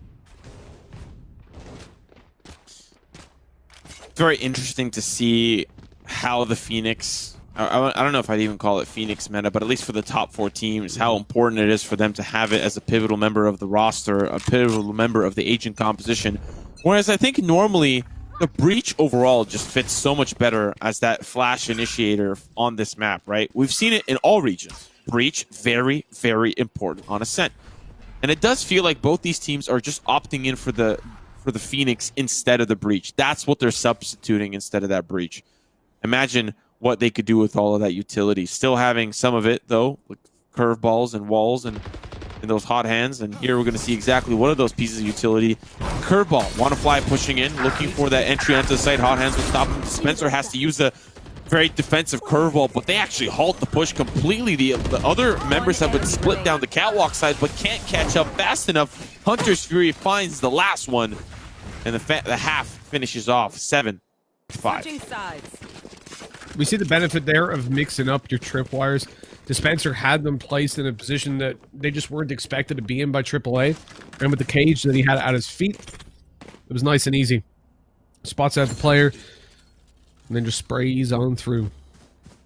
Although I did see some serious difficulty in destroying the tripwire from 𝗂𝒂𝒻. Or, excuse me, from Ginny. No, wait, from 𝗠₂. Okay, 3rd time lucky. We got there. And 𝗠₂ was spraying at that at the tripwire for, I think, 10, 12 bullets and didn't destroy it. That actually cost him his life because he just got sprayed through the cage. But coming into this half, Brad on the attack, I expect better of them. I expect we're going to see them come out with some bigger numbers. But I would be looking around the 7 mark. I think it's, if it was a full half, obviously, I'm thinking that we see the pistol round be insanely important. If Bren win this, they could potentially win the game. But if they lose, I think overtime's quite likely. You say that, the defense, especially with what they have, we're not looking at a triple duelist. We're looking at a Sentinel. We're looking at a controller. Looking at an initiator. got all the correct tools for attack all around to hold these sites. 𝗠𝘀𝘁𝗏 on this A site alongside 𝗠𝘀𝘀𝘀𝑆. First tag comes through and they see him. They know exactly where he is. Up and over. Oh my goodness. That dunk was disgusting. One more will come into the hands of Dubstep, and as you're calling it, the pistol is slipping away into the hands of Brent. 4v3 doable. Hot Hands will stop the push forward, and they'll plant behind Paradise. Door goes down. Now the retake comes in for 𝗏𝗏𝗏. Spencer's known to be up close. The right clicks don't quite work from the Frenzy's movement a little bit too much. Good start for Ace. Up goes a recon. It's going to be landing a little bit so they can keep on taking fights. Flash out. Curveball not quite landing, or at least no follow-up, but there's the right click from 𝗏𝗏𝗏, and he comes in with another. He's going to get one more, and although he connects it, 𝗏𝗏𝗏 quick on the headshot, finds the frag, and now the defuse. That is 8 rounds for attack all around. They just about pull off the pistol. So rough for 𝗏𝗏𝗏.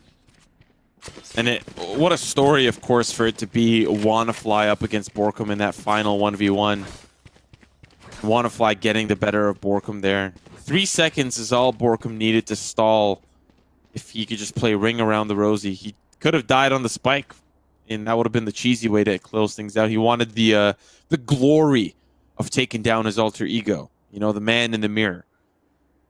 Unfortunately for Bren, now we're in a little bit of a tough spot. I imagine this force-up is very acceptable because they want to stop the bleeding as soon as possible. They don't want to wait for that 3rd gun round because that'll ultimately put them at 9-5. And as you highlighted, that can get very scary, especially with this being a defensive-sided map.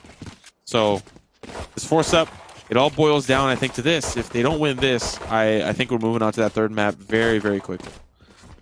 Yeah, 100% agree.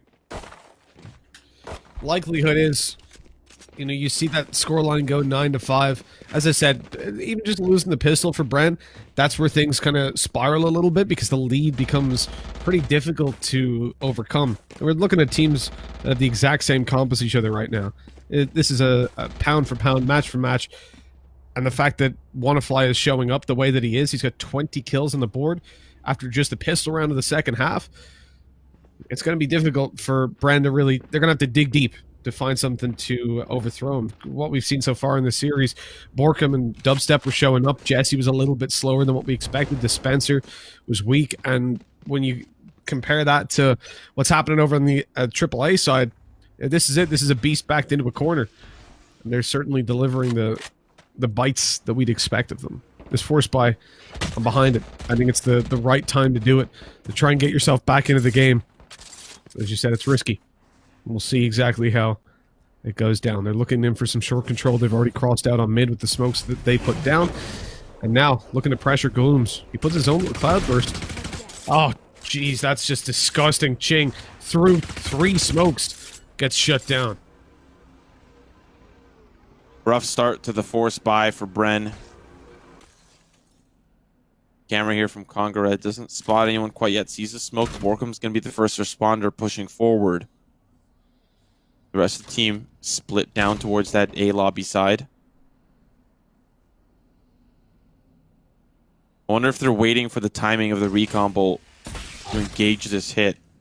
Shock darts come through. It'll actually take out the camera, so deny the vision, the sightline for now. 𝗠𝘀𝗏𝗏𝗏s playing close in the tree room. I think this defensive hold is going to be very effective. 30 seconds left. Really got to land their shots on Bren to break through into this A site. With not a lot of time remaining, A is the only option. But 𝗏𝗏𝗏𝗏's found himself in a really good spot. Shot's going to be good. Now it's a 4v4. Now it's doable. But they have to break open onto the site and find the successful shots. 𝗏𝗏𝗏𝗏 leading from behind. Ginny and 𝗠𝘀𝘀𝗏 working in tandem as 𝗏𝗏𝗏𝗏 tries to force the issue. It's only Dubstep that is able to find some value. But unfortunately, the rest goes to the bargain bin. And AAA find themselves at almost double digits. They definitely had the best buy on that round, and they will here as well, because obviously Bren have to go down to pistols. Not even armor for the most part. I think Dubstep's probably over-investing somewhat, but off the back of being 1 frag away from ult, or 1 ult orb, I guess that's where that one's coming from. You can see the shift towards the A site. it is just that little bit easier to secure the orb outside of A. And they'll go straight in for it. Pick up the ultimate. And try to get something to work with in this round. They've lost a player on short straight away. Ult orb being taken. Gloom's pushing forward. He's going to swing out wide and take 𝗏𝒂𝒻. This is a disaster for Bren. The ult is already popped. It's already committed. Dubstep. Yeah. Oh my god! What's going on? He only gets the 2. But that gives them a much better chance, especially with this sneaky little flank by Dispenser. They're going to go for the B plant, but he knows they've rotated. He might just get into this corner in time. Oh, it's so perfect. It's so perfect. Oh, he checked his camera, but it doesn't matter. There's the kill for free. Weapon retrieved. Takes a little bit of damage on the way out, and a little bit more. Oh, and Ginny's going to be going the long way around as well. Dispenser trying to get in a little bit of a better position. 𝗏𝒂𝒏𝒂𝒏 smells the fear. Recon Bolt knows that Sova's on site and knows that Cypher is not. And unfortunately, Dispenser in rotation. Ginny, no way you could have known that there was a player running through your spawn. It's all down to 𝗓𝒄 to stop this push. To put AAA at double digits. He's playing close on the first entryway, but Ginny's going to paranoia the backside of the cave side. And unfortunately, the swing's a little too confident.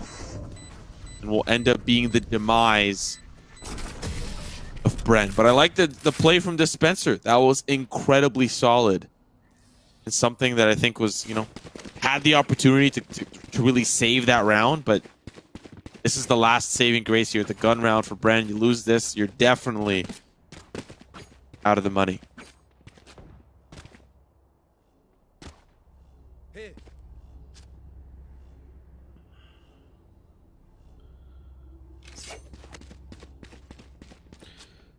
One thing that worries me, that scares me, you look over towards attack all round, they are right on their ults. 1 or 2 kills away from every single one. That means next round they'll probably have everything to work with.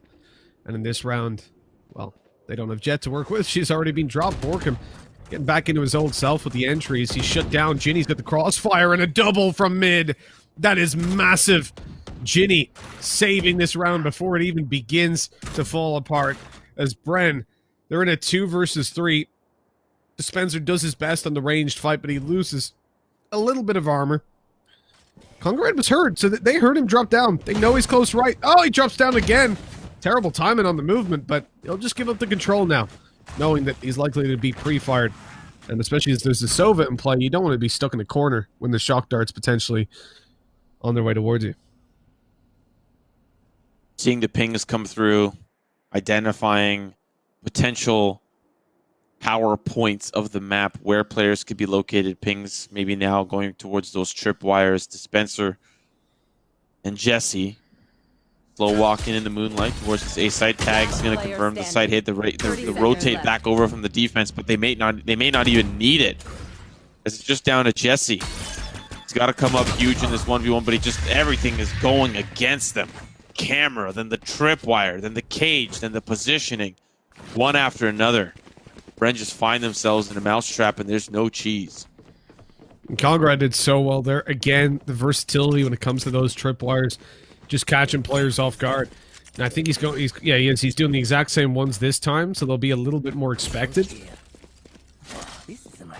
But it's massive. I mean, even that one there, it's not an intuitive one. Okay, it blocks off the doorway, but it actually stops you going over towards the switch, which is where most players, that's the path of the attackers. You push out, one checks site, second guy runs over towards that corner, pops down the door, makes it easier to cross the rest of his team.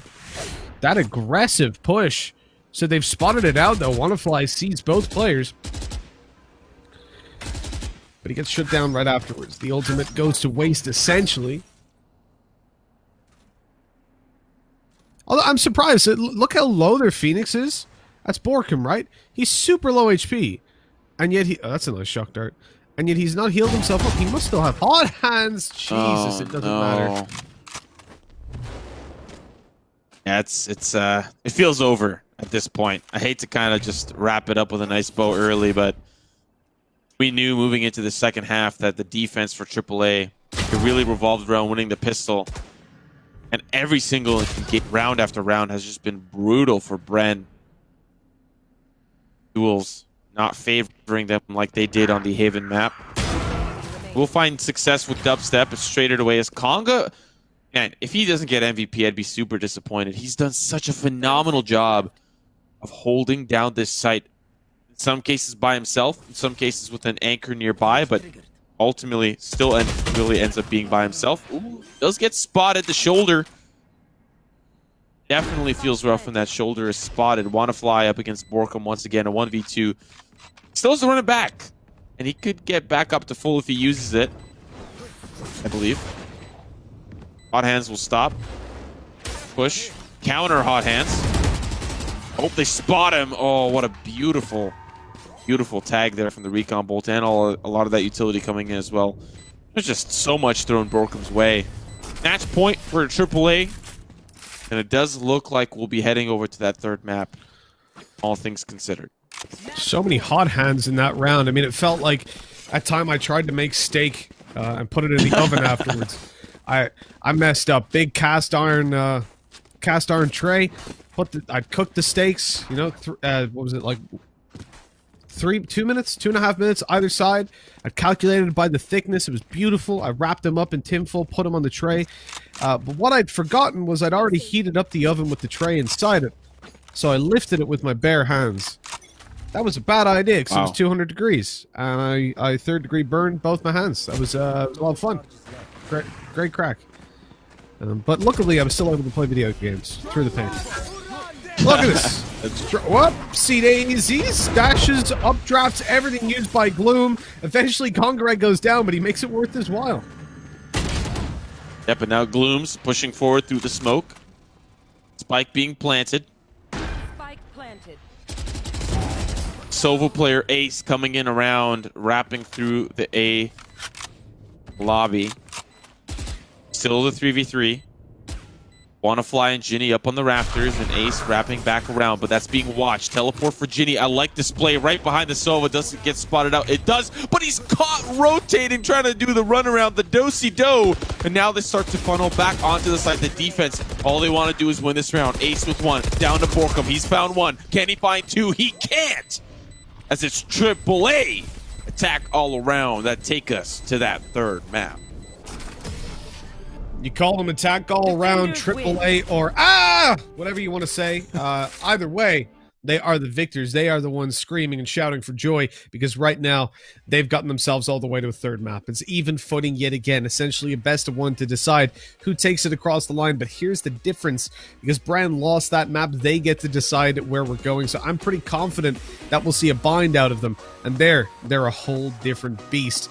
I think this is going to have to be the best performance we've seen from attack all round so far, but in a way, that's what this one here was. The agent selection was different. It was unusual for the team, taking out the Phoenix on 𝗠𝘀𝗖, not something I've seen in the past, and yet they're able to deliver. And I'm quite impressed by what I saw, especially 𝗠𝘀𝗖 on one of these duelist elements.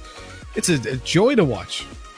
I would almost argue that if you copy paste that comp into that Haven matchup, we might have been looking at a 2-0 in favor of AAA. Now, mind you, Bren, very, very practiced, very, very comfortable with the extremities on that Haven map, and we saw that, we're going to be honest, maybe not as comfortable on Ascent. It was very obvious that they were really struggling to get those site executes working for them, and the defensive holds was not working for them quite either.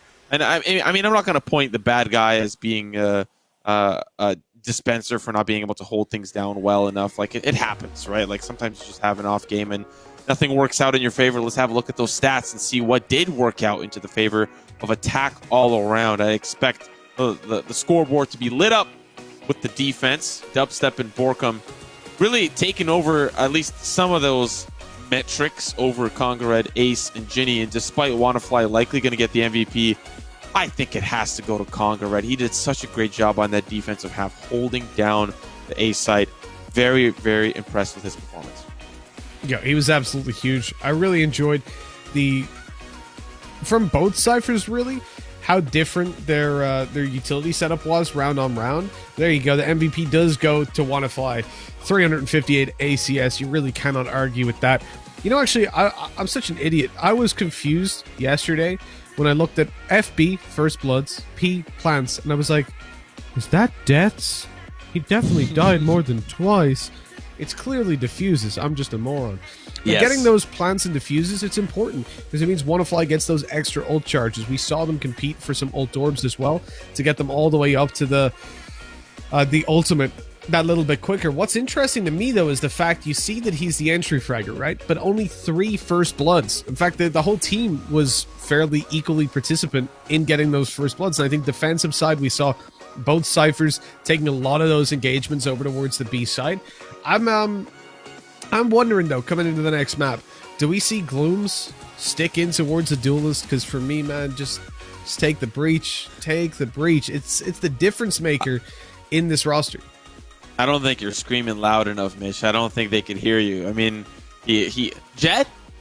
Oh, Jet. Yeah, no. I can play Jet. Yeah, I can play Jet. I'll play Jet, right? All right, Mitch, I'll play Jet. Okay, yeah, no, sorry. Oh, Raze. You want me to play Raze? Okay, I heard it. Okay, great. Well, you know what? I'm going to take the break to think about it, and that's exactly where we're headed to next. We're going to throw to a quick little break. When we come back, it's map 3 for 3rd place. Who's going to walk away at least being in the top 3 of the event? We're going to find out after this.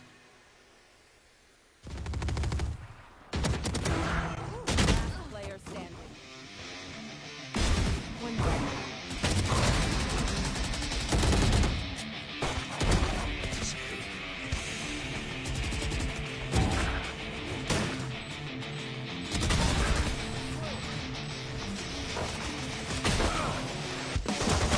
Player standing.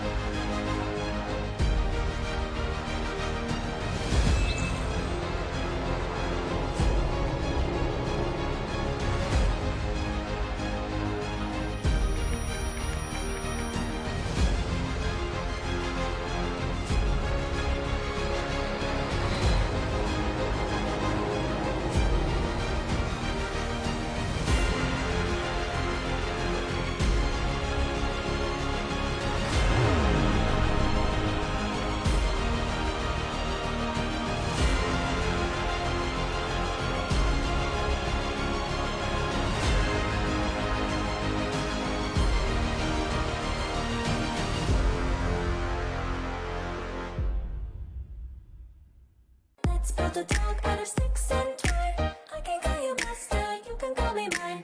Wrap me in plastic and make me shine. We can make a dollhouse, follow your design. You can call me mine.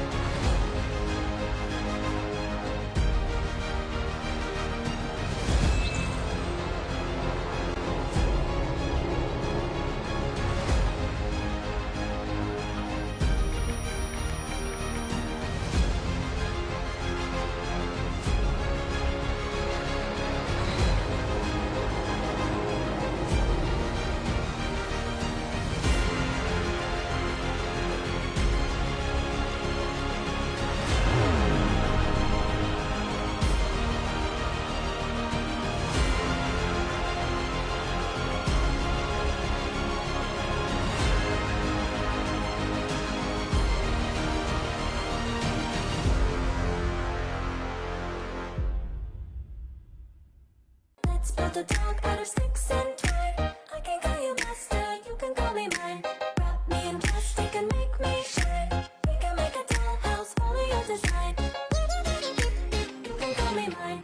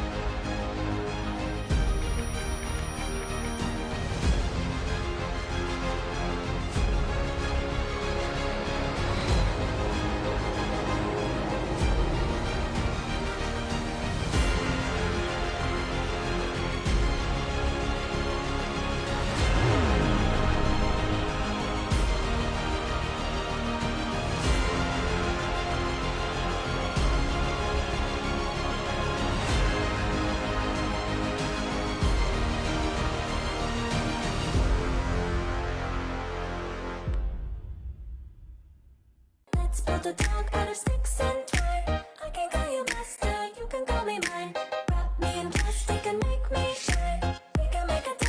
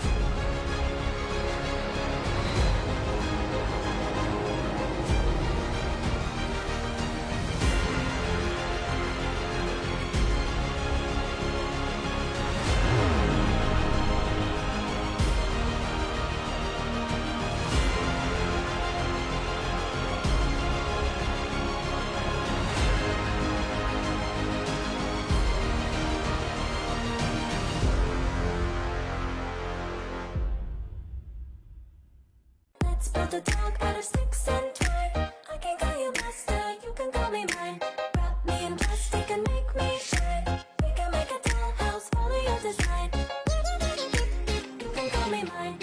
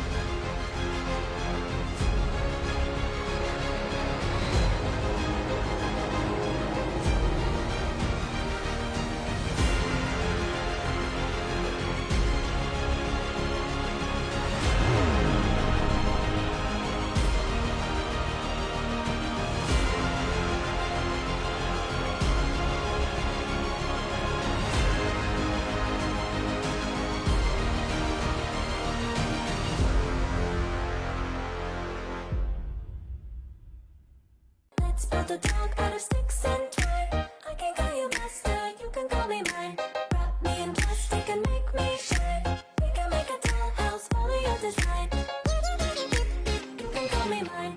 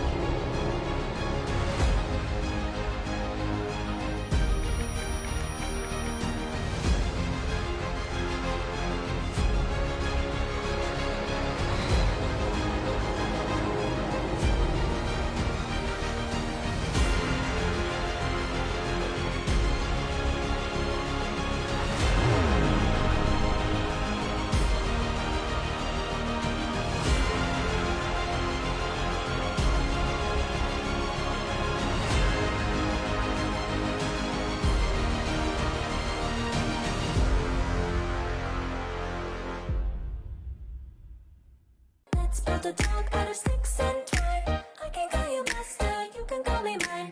Wrap me in plastic and make me shine. We can make a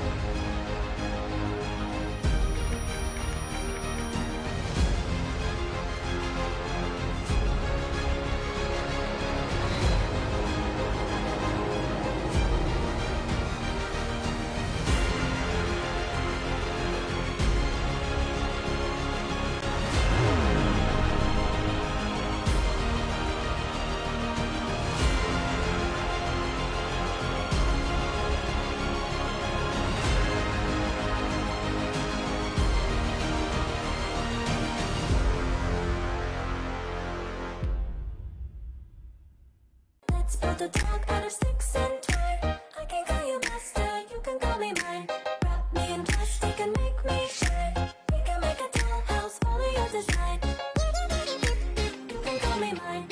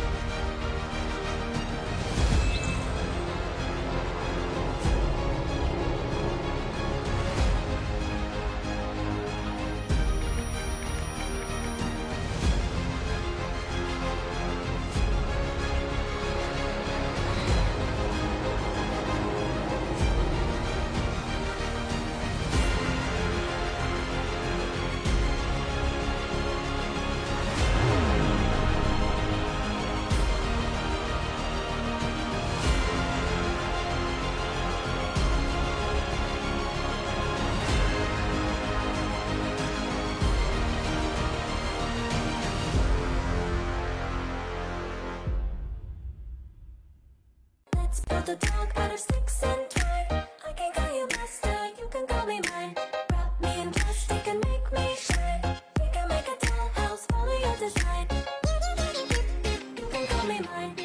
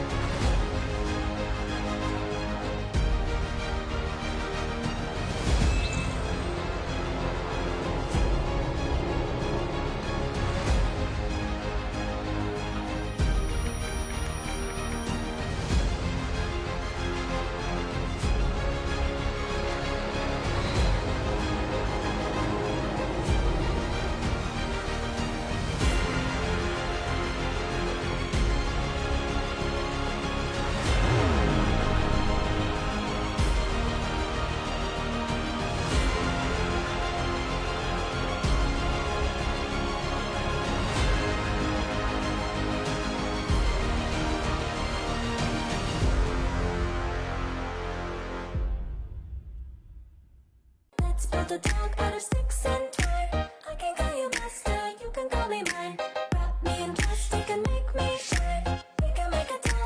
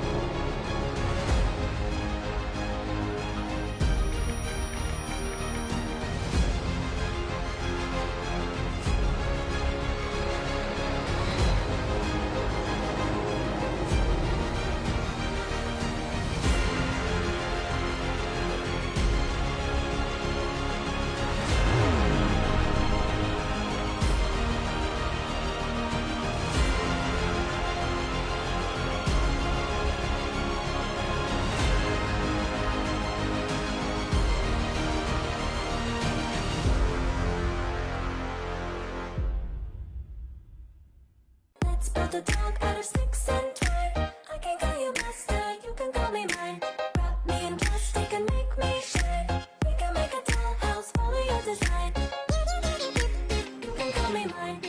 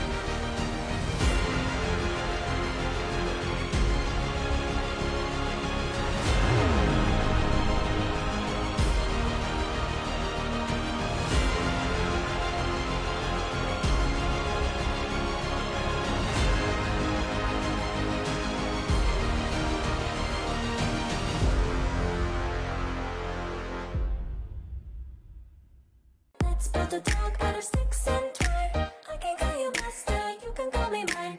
Wrap me in plastic and make me shine. We can make a dollhouse, follow your design. You can call me mine.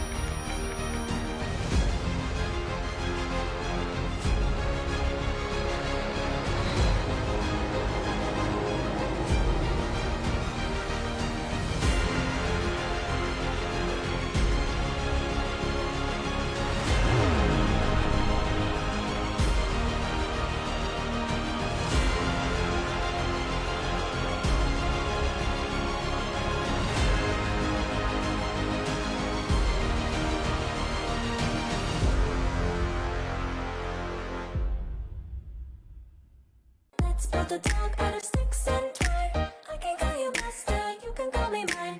Wrap me in plastic and make me shine. We can make a doll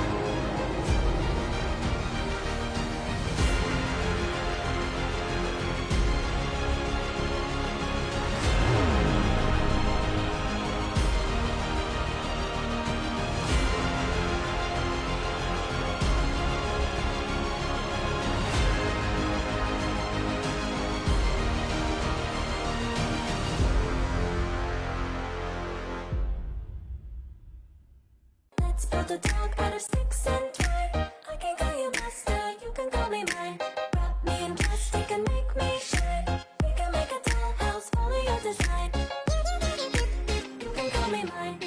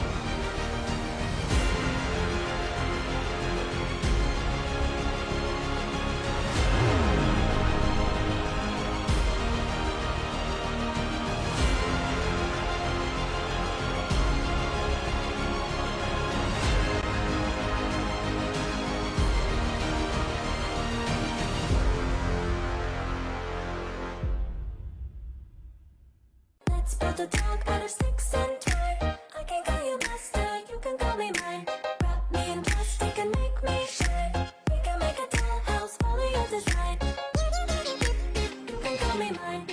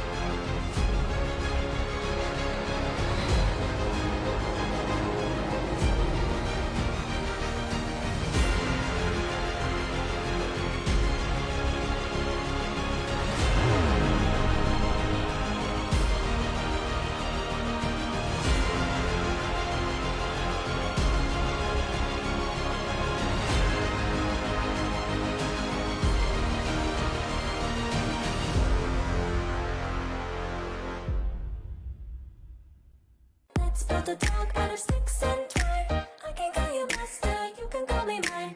Wrap me in plastic and make me shine. We can make a doll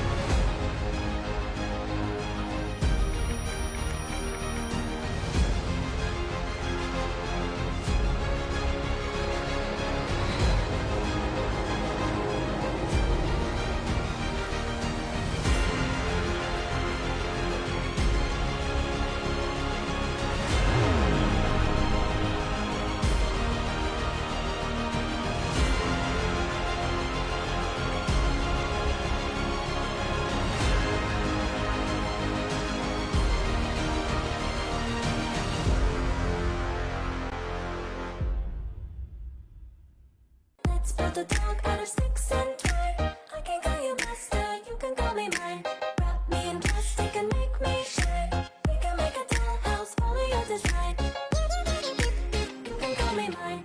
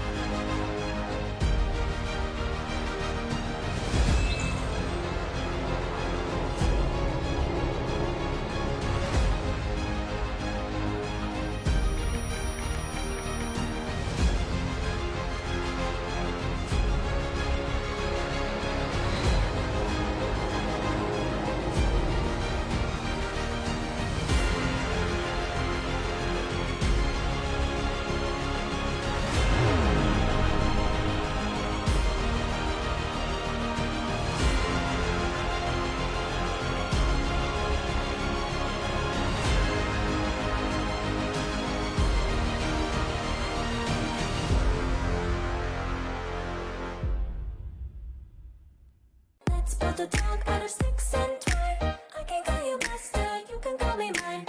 Wrap me in plastic and make me shine. We can make a dollhouse, follow your design. You can call me mine.